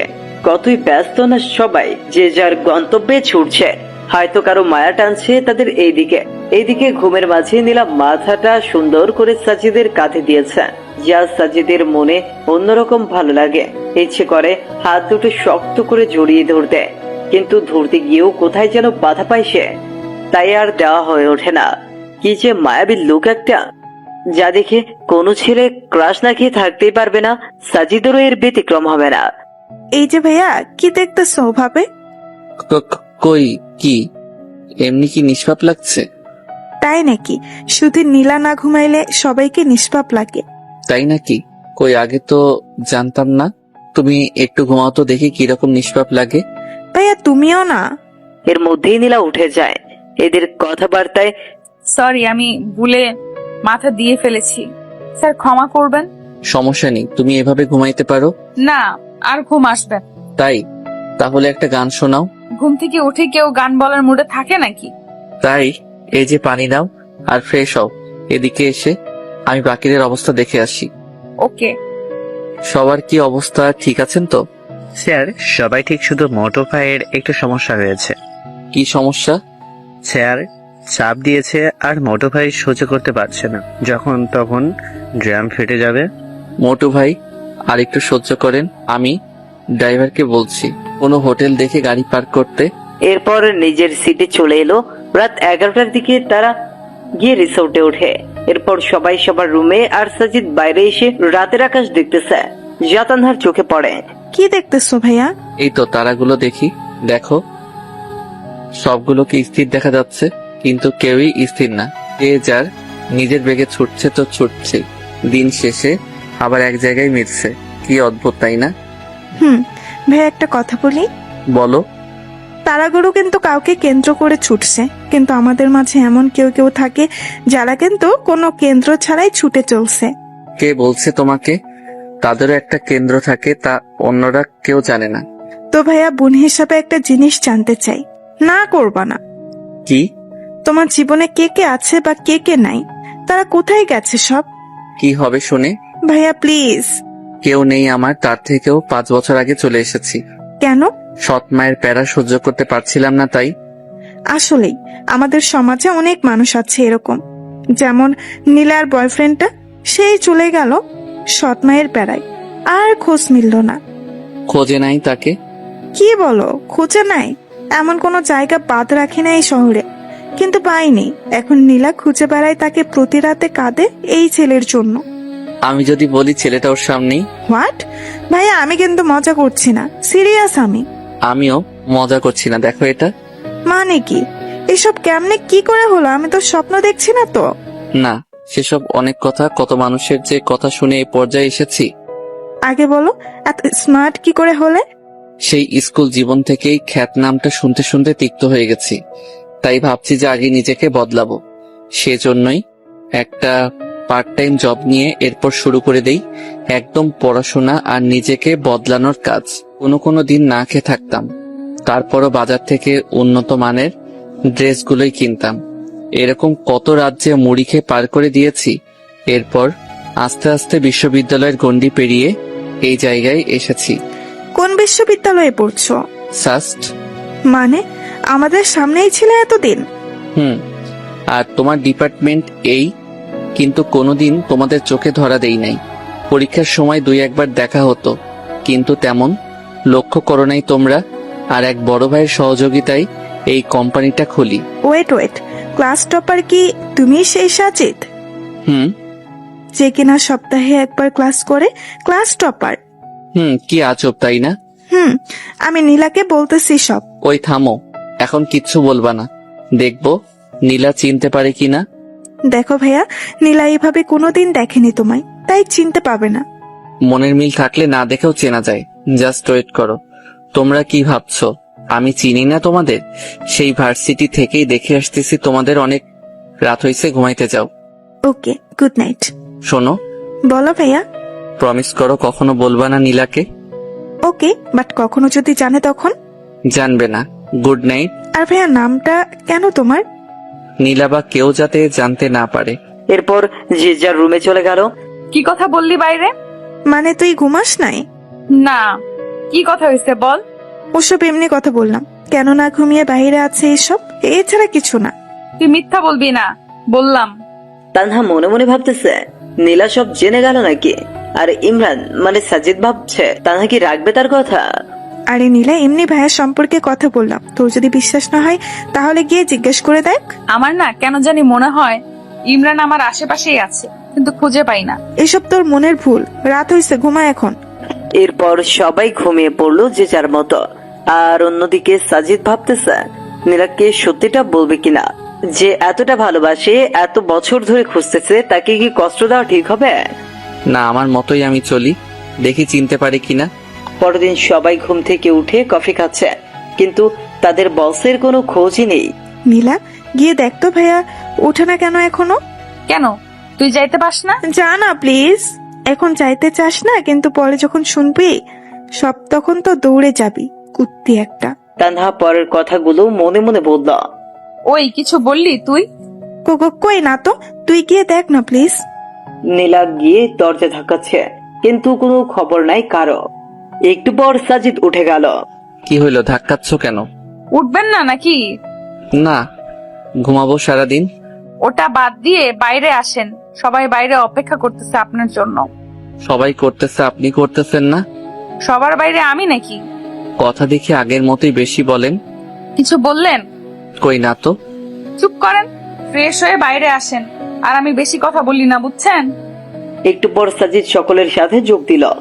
Hello, good morning. Good morning sir. তো বলো, কার ঘুম কেমন হলো? স্যার কি আর বলবো, আমাকে রাখছেন এই মোটর সাথে। এই মোটর জ্বালায় ঘুমের খাওয়া হয় নাই। কেন, কি হয়েছে? সে সারা রাত বউয়ের মতো টর্চার করেছে। মানে? সবাই বিস্ময়ের চোখে তাকাচ্ছে। স্যার নেগেটিভ ভাববেন না, সারা রাত একবার হাত তুলে দেয়, একবার পা তুলে দেয়, গায়ে আর কি ওজন। কি খাস রে ভাই তুই? তোর বউ যে হবে তার জীবন শেষ। সবাই শুনে হাসতে লাগলো। তো সবাই রেডি হও, একটু পরেই আমরা বার হব। ওকে। এরপর সবাই ফ্রেশ হয়ে নাস্তা সেরে বের হলো বান্দরবন দেখতে। তানহা দেখ কতটা সুন্দর না? আসলেই সুন্দর। স্যার ওখানে যাব। ওকে চলো, সবাই চলো ওই জায়গায়। সবাই গিয়ে সুন্দর মজা করতেছে। এই ভাইয়া, ডিএসএল আর কি এমনি আনছো?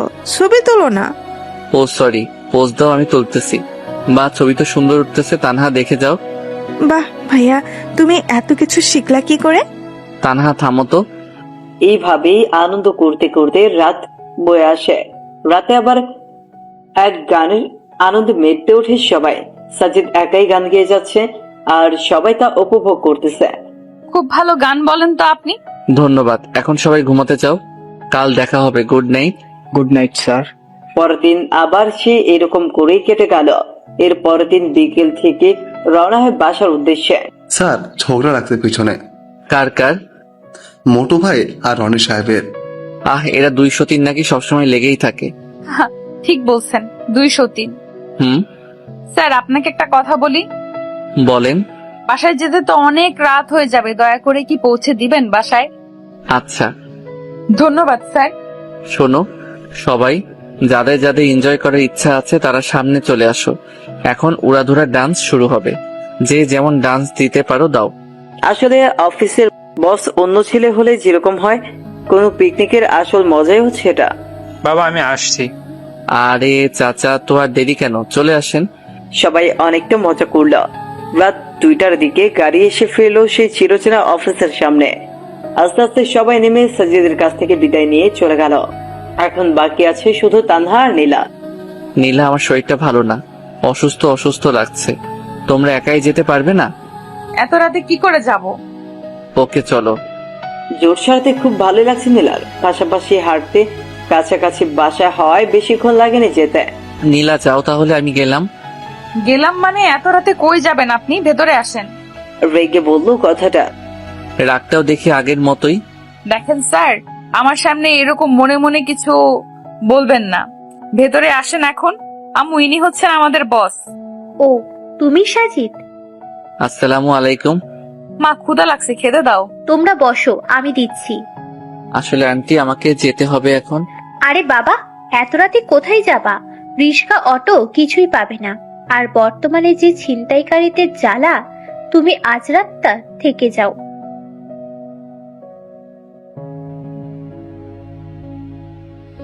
না আন্টি, সমস্যা নেই, যেতে পারবো। মামনি, যেতে যখন চাইছে যেতে দাও। সামনের ফাঁকা জায়গায় যে পেতনি থাকে সেটা তো তিনি আর জানেন না। যখন পিছু নেবে তখন নিজেই দৌড়ে চলে আসবে। কি বললা? পেতনি? ভয় চুপসে গেছে একদম। আহ তানহা, খামোকা ভয় বাড়িয়ে দিচ্ছিস। বাবা যাও, টয়লেট ওইদিকে, ফ্রেশ হয়ে আসো, আমি খাবার দিচ্ছি। সাজিদার কিছু না বলে ফ্রেশ হয়ে আসলো। তো মা, এনজয় কেমন করলি?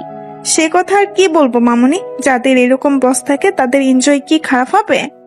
মা, একদম সেই। সাজিদ চুপচাপ খেয়ে নিল। এরপর নীলা সাজিদকে তার রুম দেখিয়ে নিজের রুমে চলে গেল। এদিকে সাজিদ ঘুমোচ্ছে, অন্যদিকে তানহা নীলা গল্প করতেছে। গল্প করতে করতে তারাও ঘুমিয়ে গেল। সকাল 8টার দিকে নীলার ঘুম ভাঙে, আর সেও শয়তানি করে তানহার ঘুম ভাঙিয়ে দেয়। অফিস বন্ধ, তাই তেমন তাড়াহুড়ো নেই, কিন্তু যা ঘটার তা তো ঘটেই গেছে। জ্বরের কবলে সাজিদ একদম কাবু হয়ে বিছানায় শুয়ে আছে। না ইচ্ছে করছে উঠতে, না ইচ্ছে করছে ঘুমোতে। চুপচাপ শুয়ে আছে। একটু পর তানহা চা নিয়ে আসে। ভাইয়া, ভাইয়া ওঠো, তোমার চা। কিন্তু সাজিদের কোনো শব্দই নেই। এই ভাইয়া, বলো।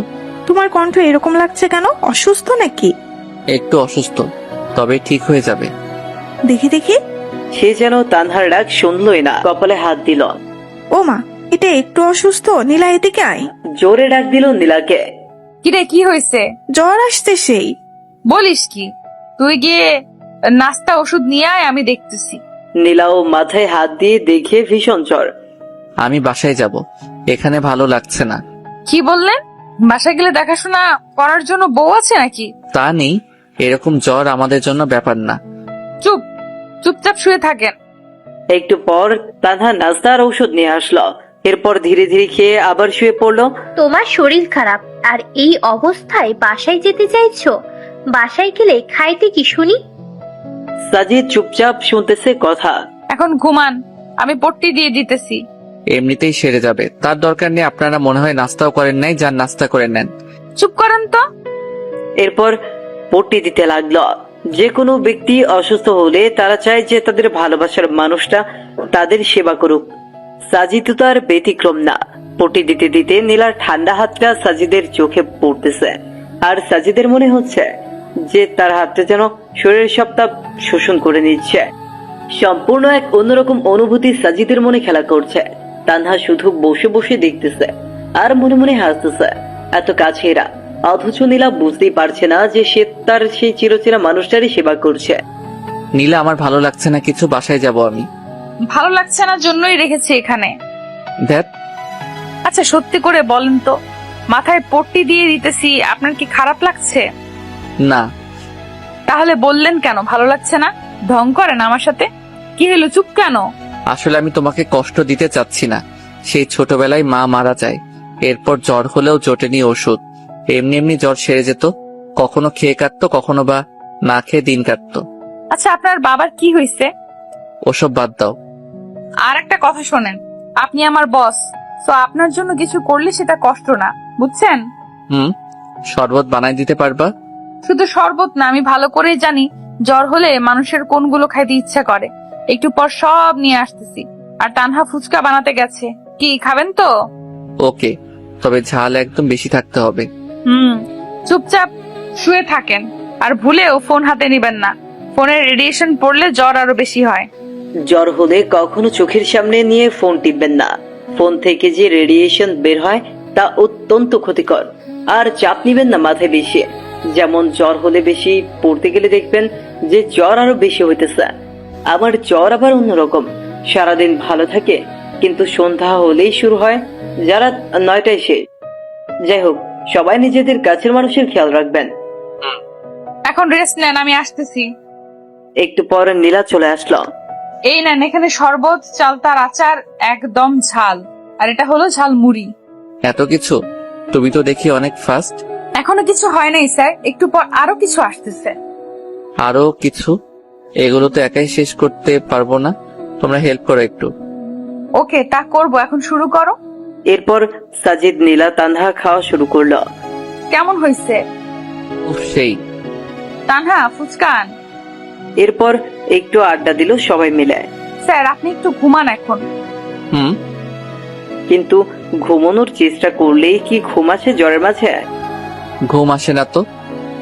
ওকে, আমি মাথায় হাত বুলিয়ে দিচ্ছি, আপনি চেষ্টা করেন ঘুমানোর। এমন ভালোবাসা কে না চায়? আসলে প্রতিটা মেয়ে তাদের যার যার ঘরে ডাক্তার, যারা ঔষধ ছাড়াই জ্বরকে ভালো করে দিতে পারে। আস্তে আস্তে ইমরান ঘুমিয়ে যায়। বিকেলের দিকে নীলার ডাকে ঘুম ভাঙে। স্যার, বলো। জ্বরটা একটু কমছে, গোসলটা করে নেন এখন। গোসল করলে যদি বেশি হয়? সম্পূর্ণ শরীর না ভিজিয়ে মাথাটা ভেজান, আর শরীরে ভেজা কাপড় দিয়ে মুছে নেন, ভালো লাগবে। ওকে। আসলেই বেশ ভালো লাগতেছে। এরপর খাওয়া শেষ করে 1 কাপ চা খেয়ে বাসার দিকে রওনা হয়। কিন্তু জ্বর কি একদিনেই পিছু ছাড়ার পাত্র? বাসার গেটে আসতেই যা যা খেয়েছে তা বের করে দিল মুখ দিয়ে। আস্তে আস্তে জ্বরটাও বাড়তে লাগলো। সাজিদও সুন্দর করে কাঁথা মুড়ি দিয়ে ঘুমিয়ে পড়লো। সন্ধ্যার দিকে অনেকটা ঠান্ডা লাগতেছে। শুয়ে পড়তেই ঘুম ঘনিয়ে আসে চোখে। রাত 2টায় ঘুম ভেঙে যায়। আর আসে না ঘুম। এখন কোন রকম যন্ত্রণা কাজ করতেছে শরীরে। মনে হচ্ছে এর থেকে মরাই ভালো। কোন রকম রাতটা পার করে দিল। হ্যালো চাচা। হ্যাঁ বাবা, হঠাৎ এত সকালে? চাচা, আমার জন্য কিছু খাবার আর জ্বরের ওষুধ নিয়ে আসেন তো একটু। ওকে, আমি এক্ষুনি আসতেছি। একটু পর সব নিয়ে আসলো।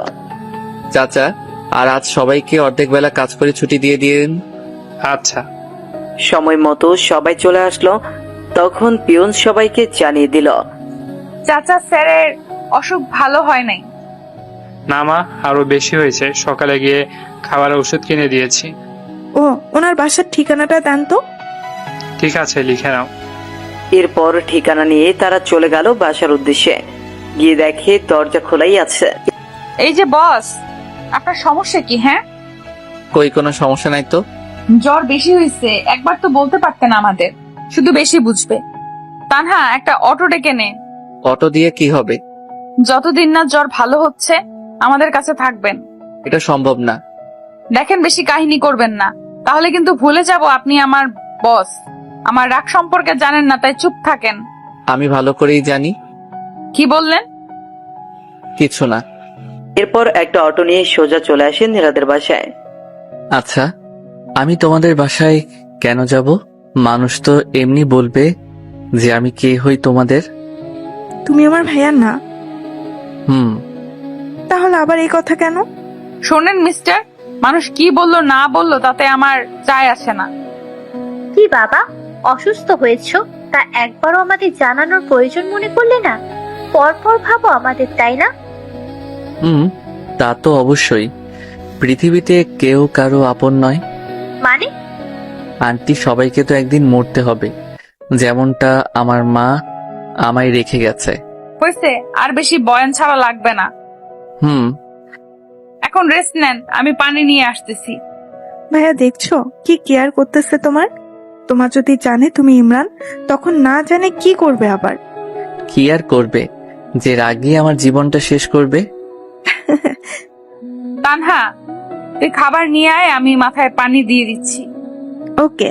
শুয়ে পড়ুন তো। এরপর পানি দিতে লাগলো। কেমন লাগছে এখন? ভালো। শুধু ভালো লাগছে না, অনেকটা স্বস্তিও পাচ্ছি। শুয়ে থাকেন, আমি দিচ্ছি। এইভাবে সেবা করতে থাকে নীলা। জ্বর একটু কমলেও সাজিদকে অফিসে যেতে দেয়নি। পরের দিন তানহা নীলাকে, এখন তো জ্বর কম, এখন বাসায় যাই।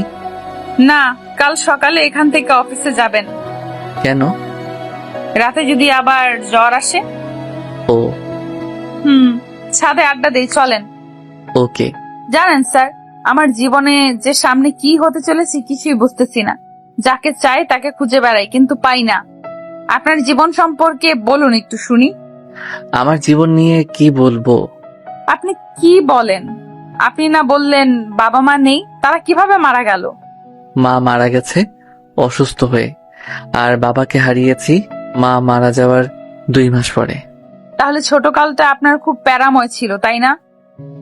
শুধু প্যারা না, আরো অনেক কষ্ট ছিল। আসলে কষ্টের পর সুখ আসে, তাই না?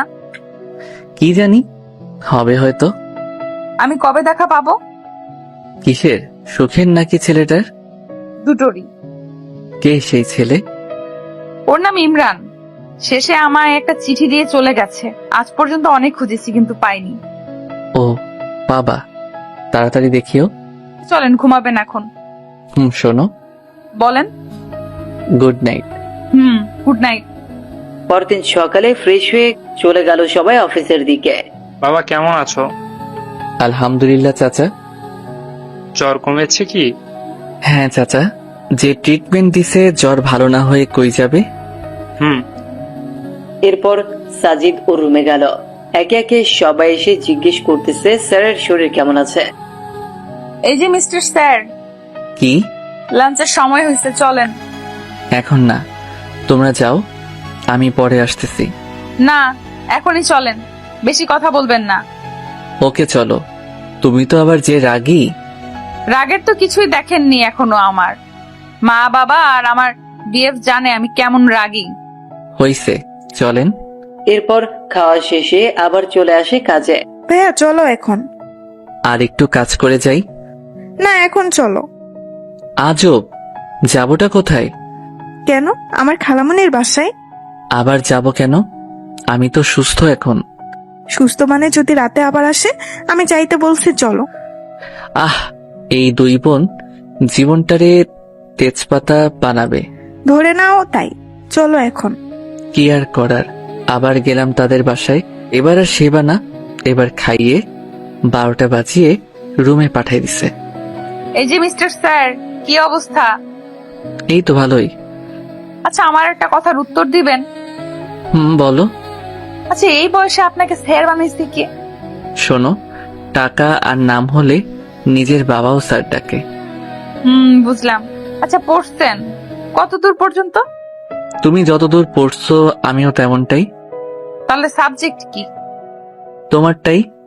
এবার বলেন, ভার্সিটিও আমারটাই। কারেক্ট। তাহলে দেখি নাই কেন? সামনে যাই নাই তাই। ওয়েট, আপনি কি আমাকে আগে থেকেই চেনেন নাকি? কি মনে হয় তোমার? না, প্রথম দিন যে প্রশ্ন করতেন তার জন্য কনফিউশনে ছিলাম, আর এখন শিওর হলাম। শিওর হওয়া ভালো। ঘুমান এখন। Good night. এরপর চলে গেল যে যার রুমে আর সোজা হারিয়ে গেল ঘুমের দেশে। পরদিন আবার অফিস। সাজিদ একটু কাজে অফিসের বাইরে যায়, আর তখনই তার নামে একটা কুরিয়ার আসে।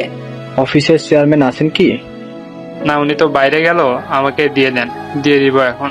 ওকে, এখানে একটা সাইন দেন। আচ্ছা। এরপর কুরিয়ার দিয়ে চলে যায়। মা, কুরিয়ারটা রাখো।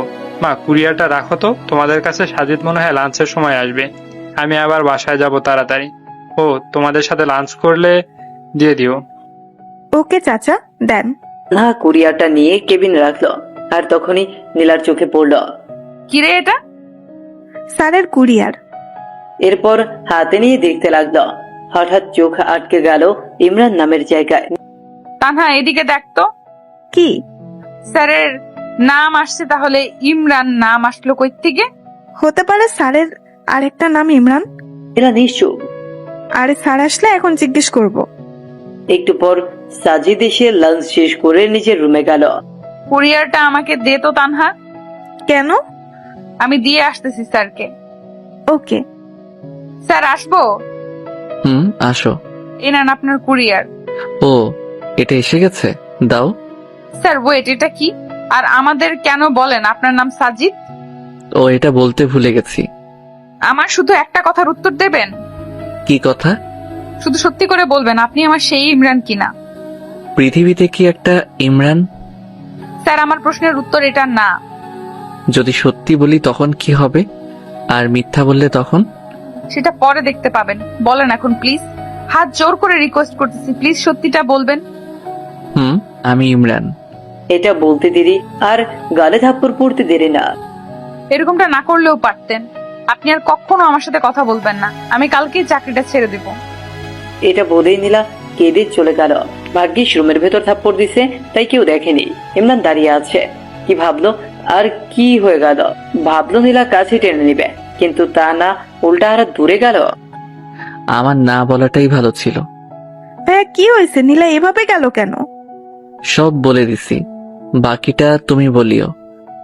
ওর রাগ বেশি, তা তো জানোই। আস্তে আস্তে সব ঠিক হবে। আল্লাহ, কি যে ঠিক হবে তুমি ভালো জানো। যে মেয়েটা নীলা বাসায় এসে দরজা লাগিয়ে শুরু করে দিল কান্না। এটা কষ্টের কান্না নাকি খুশির কান্না তা সে নিজেও জানে না।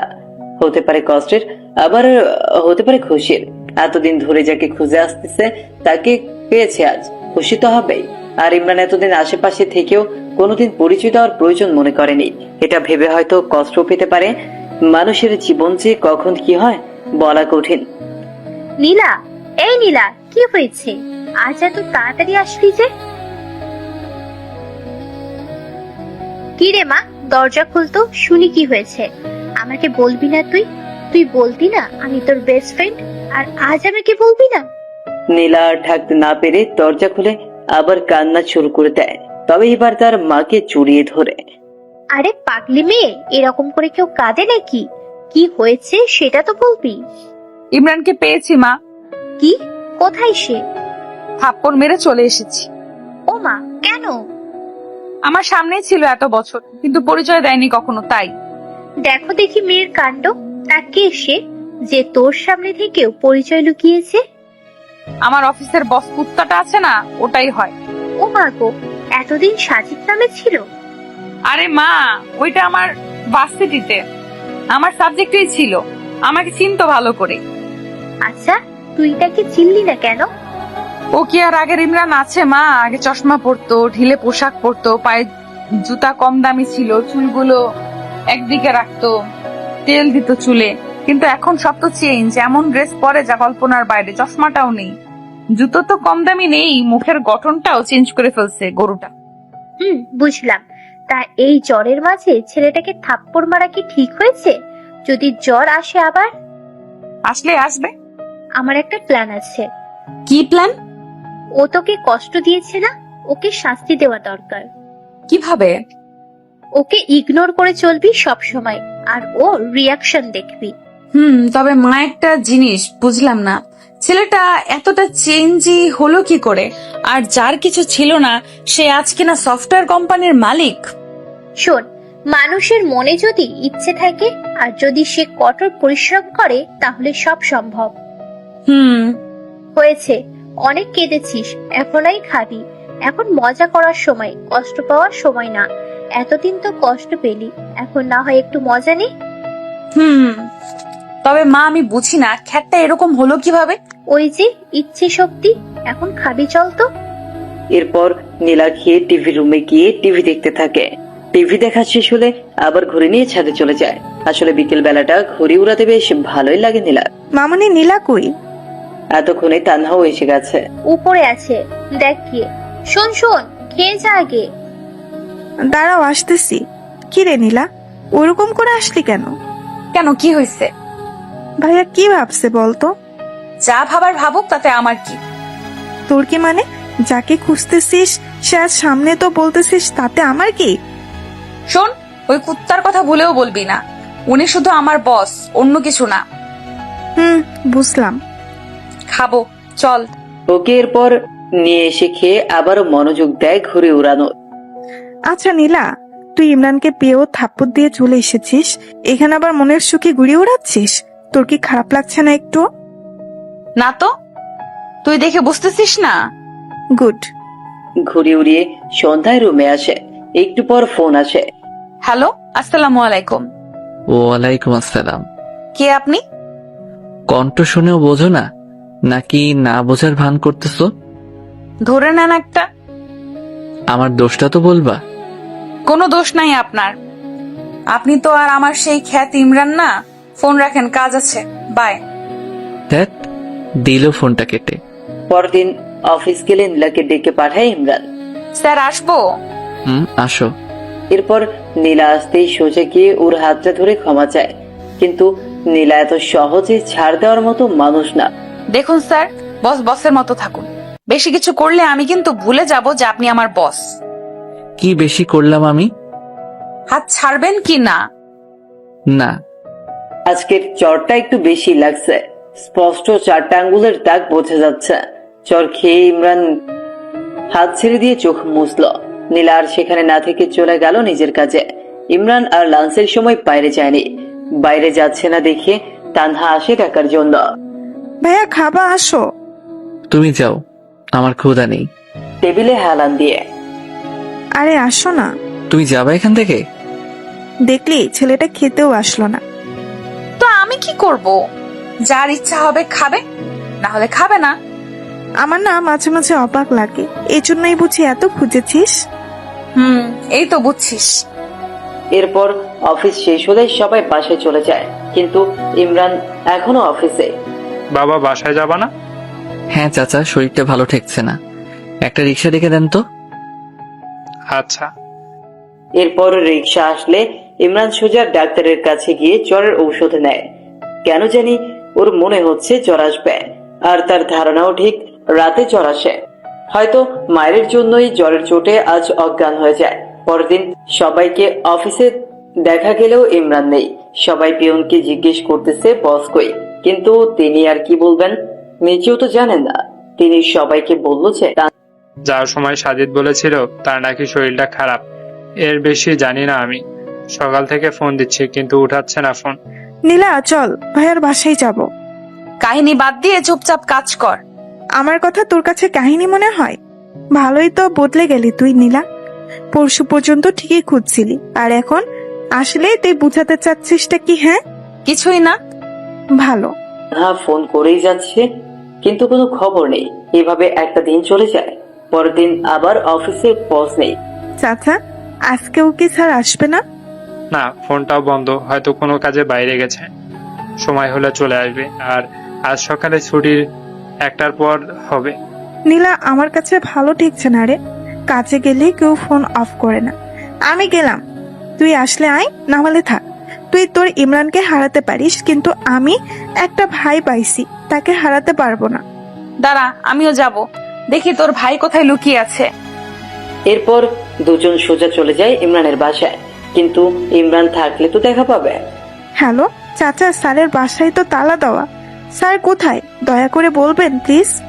আসলে চাচা প্লিজ সত্যিটা বলেন। হাসপাতালে। মানে ওখানে কেন? অসুস্থ অনেক, তাই বাসায় দেখাশোনা করে কেউ নাই, তাই আজ সকালে হাসপাতালে ভর্তি করাইছে। কোন জায়গায়? ল্যাব এইডে আছে এখন। আচ্ছা। কি হলো, কোথায় এখন? হাসপাতালে। হোয়াট? এটাই তো চাইছিলি তাই না? চল। কোথায়? যে হসপিটালে আছে সেখানে। ওকে। এরপর তারা সোজা চলে যায় হাসপাতালে। অফিসের লোকের কাছে কেবিন নাম্বার নিয়ে চলে যায় তার কাছে। দেখ কত ভালোভাবে শুয়ে আছে। শুয়ে আছে না, ঘুমের ওষুধ দিছি। এরপর তানহা মাথায় হাত দিল, আর নীলার হাতটাও নিয়ে গিয়ে দিল মাথায়। দেখলি কিরকম জ্বর? এসব তোর জন্যই হয়েছে। কি মাইটটাই না দিছিস আল্লাহ।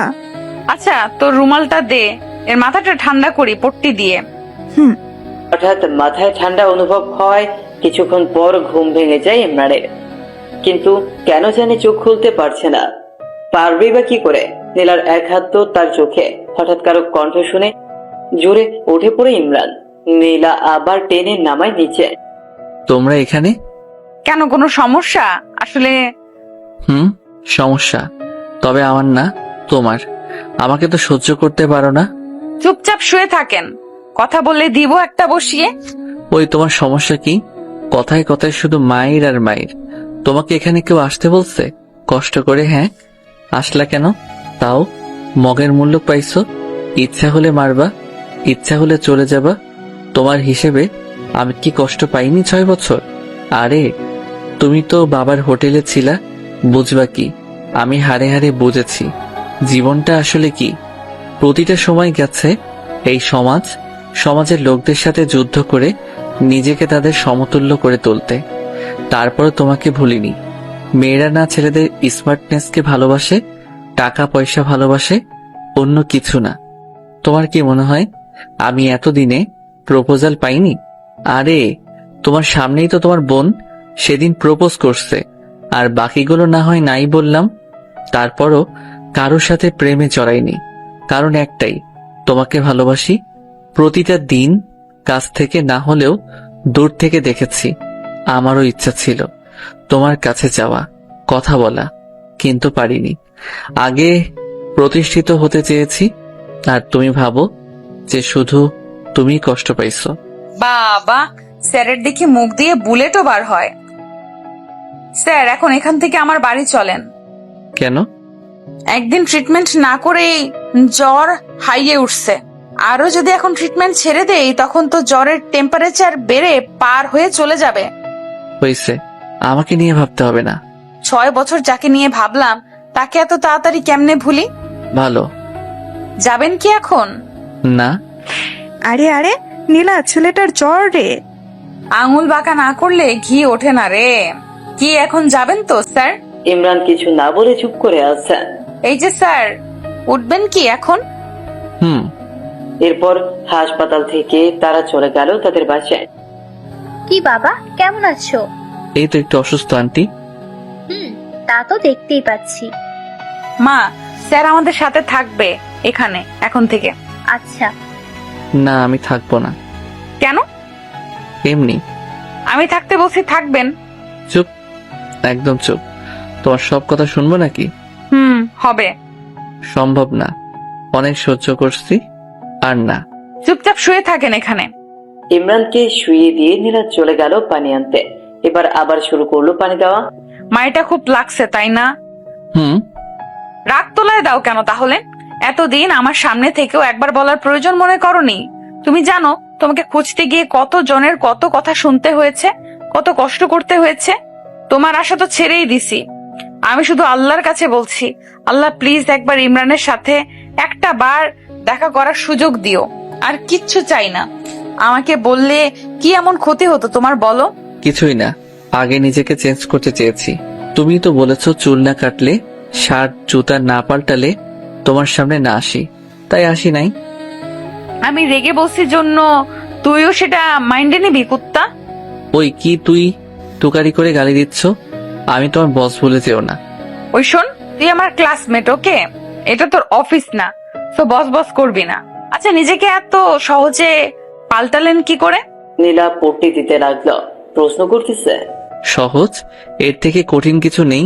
যে ছেলে কাপড়ের মুখ দেখেনি সেই ছেলেটা এইরকম কাপড় জুতা পরার জন্য দিনরাত এক করে কষ্ট করেছে। দিনে প্রাইভেট আর রাতে পার্ট টাইম জব। জানো, ভার্সিটি লাইফে শুধু ভাবতাম কোন দিন শুক্রবার আসবে আর কোন দিন আমি শান্তি মতো একটু ঘুমাবো, কারণ শুক্রবার ছাড়া অন্য কোনো দিন ঘুমানোর সময় পাইতাম না। তো পাল্টাতে কে বলেছে? আর কে বলছে এত কষ্ট করতে? কেউ বলেনি, শুধু খ্যাতনামটা নিজেকে খুব কষ্ট দিত। সামান্য কলেজে যতবার শুনেছি, না জানি এরকম থাকলে ভার্সিটিতে কতবার শুনতে হবে। এটা ভাবতেই শরীরটা শিউরে ওঠে। তাই চিন্তা করেছি, যদি চান্স পাই নিজেকে বদলাতে পারলে যাবই না ভার্সিটিতে। সব বুঝলাম। আর এই কোম্পানিটা, এটা কিভাবে সম্ভব? এটা এক বড় ভাইয়ের সহযোগিতাই করেছি। ও, এখন ঘুমান, আমি মাথায় তেল দিয়ে দেই। না থাক, লাগবে না। একটা কথা বলবো? এত বছর অনেক কষ্ট দিচ্ছেন, অনেক কাঁদাইছেন। প্লিজ হাত জোর করে বলি, আর কষ্ট দিয়েন না। একবার হারাইছি আপনাকে, আর হারাতে চাই না। প্লিজ যা করতে চাই করতে দেন। আর আমি রেগে গিয়ে কিছু বললে বা করলে সেটা মনে নিয়েন না। রেগে গিয়ে মারবা? আমি সহ্য করব নাকি? পরে আপনিও মারবেন, তাহলেই তো হয়। এখন যা করতে চাচ্ছি করতে দেন। ওকে। মানুষের জ্বর হলে মাথায় পট্টি দেওয়া, তেল দেওয়া মতো কেউ থাকলে আর কিছু লাগেই না। আর যাদের কেউ নাই তাদের অবস্থা আমার মতো। পুকুর পাড়ে বসে থাকা, মাঝে মাঝে বমি করার মতো অবস্থা হয়। একবার আমার জ্বর হয়েছিল, বমি করছিলাম যখন, তখন মা এসে আমার মাথার 2 সাইড চেপে ধরছিল। সত্যি এরকম ভালো যে জ্বরের মাঝে লাগে তা কখনো জানা ছিল না। থাক, ওসব না বলে গল্পে ফিরে। ইমরান তো বেশ মজাতেই আছে। সারাদিন মেয়ে পাশে সেবা করে যাচ্ছে, আর কষ্টে আছি আমি, কেউ নাই পাশে। নীলা মাথায় তেল দিয়ে দিতে দিতে ইমরান ঘুমিয়ে পড়ে, কিন্তু নীলা থেমে থাকে না। সে 11টায় বসেছে ইমরানের পাশে, বিকেল 3টে পর্যন্ত পাশেই বসে আছে। এর মধ্যে ইমরানের ঘুম ভেঙে যায়। তুমি এখনো এরকম করে দিচ্ছ? বললাম না একবার হারাইছি, আর হারাইতে পারবো না। যাও, এখন গোসল করে খাও। ওকে। নীলা গেলে আবার তানহা চলে আসে। ভাইয়া কি অবস্থা এখন? ভালো লাগছে না কিছুই। কিছু খাবা ভাইয়া? না। আচ্ছা শোনো, তুমি এই টয়লেটে গিয়ে পাটা একটু মুছে নাও, আমি শরবত আনতেছি। আচ্ছা। এরপর নীলা গোসল সেরে আসে আর ইমরান ওর গা মুছে ভেতরের সব বার করে দেয়। হয়েছে, এখন পেট খালি। হুম। কি খাবেন এখন? কিছু না। কিছু না বললেই হলো। আমি ফুচকা আনছি, সবাই খাবো, খেয়ে আবার ওষুধ খেতে হবে। ওকে। খাওয়া শেষে আবার একটু শুয়ে পড়ে। জ্বরটা একটু হালকা হালকা লাগছে, কিন্তু এত সহজে কি বাঁচা যায়? রাতে আবার সেই জ্বর, আর নীলার কষ্ট আবার শুরু। সারাটা রাত পাশে থেকে সেবা করে জ্বরটা কন্ট্রোলে নিয়ে আসে। সকালে ইমরান ঘুম থেকে উঠে দেখে নীলা টেবিলে হেলান দিয়ে ঘুমিয়ে পড়েছে। নীলা, নীলা। হুম হুম, ঘুম ভাঙছে। হুম। এখন কেমন লাগছে? ভালো।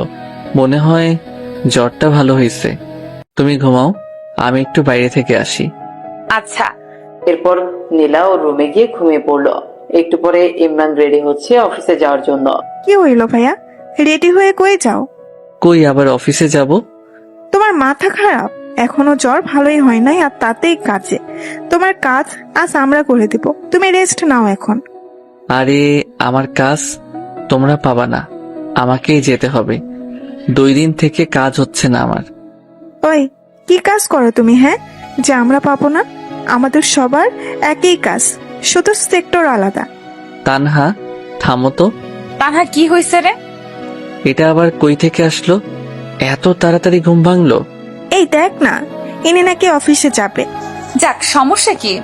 উনি জ্বর নিয়ে বাসায় ফিরবেন আর আমরা কষ্ট করে দিন রাত সেবা করে সুস্থ করব। এটা তো আমাদের জব। হইছে, যাব না। হইছে শান্তি, আজ সকালের অফিস বন্ধ। আমার ল্যাপটপটা দাও, আমি সবাইকে টেক্সট করে দিচ্ছি। রাগ ঢং এখনো কমে নাই। সবাই তো আর আপনার মতো না যে নিজেকে বদলে ফেলবে। কথাও দেখি বেশি বলে এখন তানহা। সব বদলাইলেও ঝগড়া করার অভ্যাসটা বদলায়নি। কেন জিজ্ঞেস করতো তানহা? দুজনে তানহাকে বলে ঝগড়া করতেছে। তানহা মাঝে দাঁড়িয়ে থেকে ঝগড়া অনুভব করছে। এমনি এমনি মানুষ বদলায় না, পরিস্থিতি নিজেকে বদলাইতে বাধ্য করে।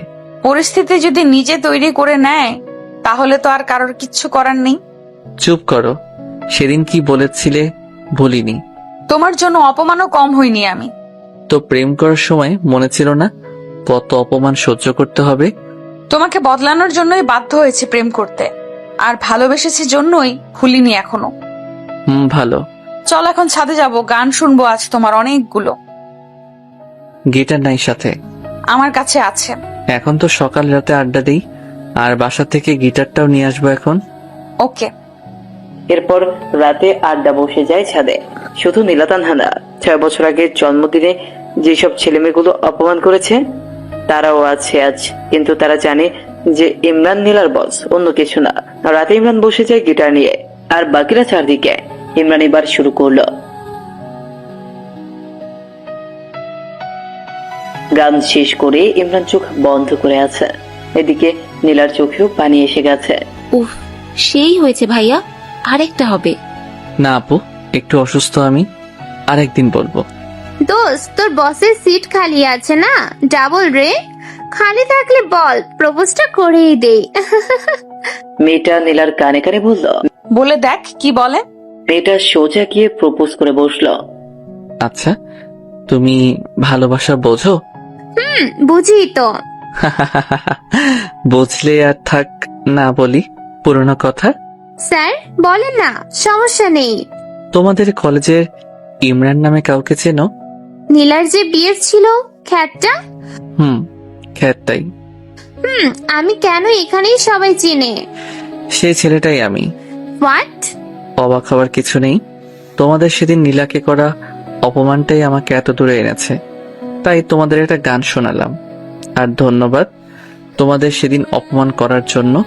আর আপু, তোমাকে বলছি, ছেলে এমনি এমনি খ্যাত হয় না, কিন্তু তোমাদের মতো মেয়েগুলো এই খ্যাত ছেলেদের বাঁচার অধিকারটাও কেড়ে নেয়। হতে পারে তোমাদের অনেক টাকা আছে, তার জন্য অন্যকে হার্ট করে কিছু বলতে পারো না। পারলে এরকম খ্যাত কাউকে ভালোবেসে তাকে ঠিক করবার চেষ্টা করে দেখাও নীলার মতো, তখন বুঝবো তুমি ভালোবাসা বুঝো। এরপর একটা বিস্ময়ের হাসি দিয়ে ইমরান চলে আসে ওখান থেকে, আর বাকিরা অবাক হয়ে দাঁড়িয়ে থাকে সেখানেই।